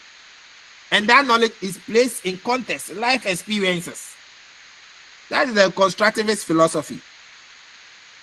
No wonder when you ask your essential questions, the essential questions must respect what? The context of the learner. The life experiences of the learner. It's constructivism philosophy. But that is the only way we believe that they understand and they're able to learn better.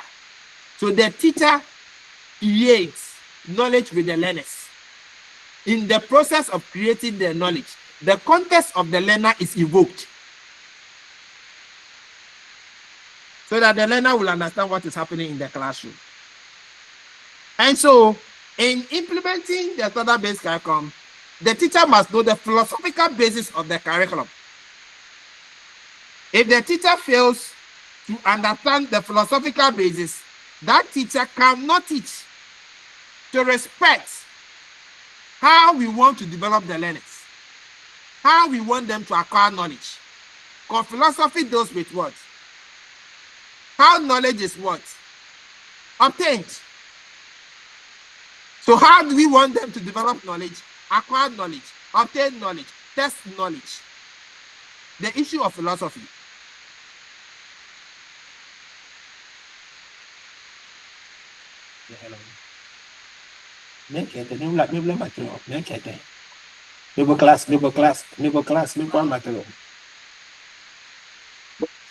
So that is it. That is the context.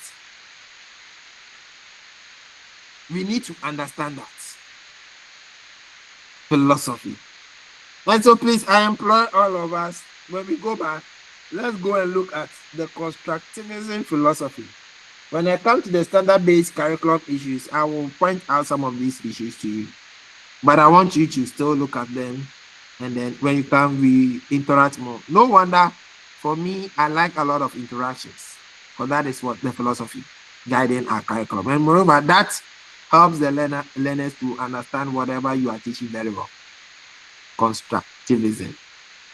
So the knowledge of educational goals and their philosophical basis, we must know that. We must know that as a teacher to guide us in our teaching. The next one is knowledge of educational context. Knowledge of educational context. If you like, you can mention it as edu, but EDU is pronounced as edu, as JU, educational context. Very simple. What are we looking here? The curriculum does not operate in a vacuum. That is what we must all understand. Every curriculum does not operate in a vacuum. It operates in a social context. And in the social context, it must respect the context.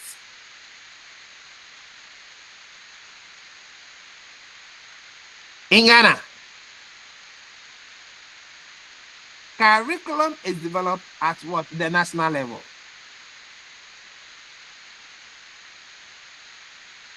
And we know those responsible for the development of curriculum in Ghana. So may I know those involved or the entity responsible for the development of curriculum in Ghana? Yes, if you know, you can show by hand.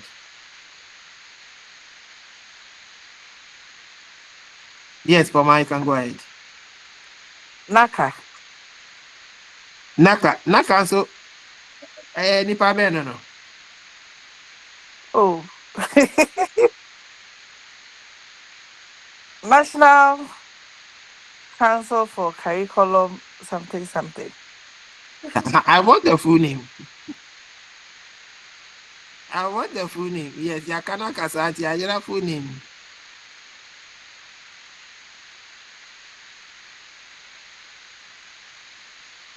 Oh, the full name, Anita.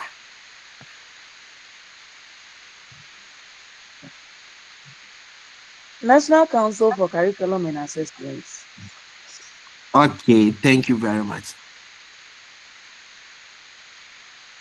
We must know that. They develop the curriculum at the national level.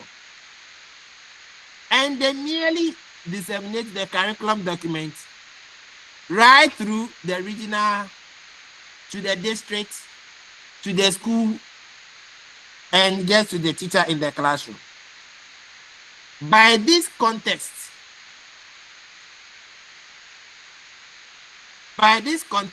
the curriculum is expected to be implemented in a particular way. So this is a centralized system.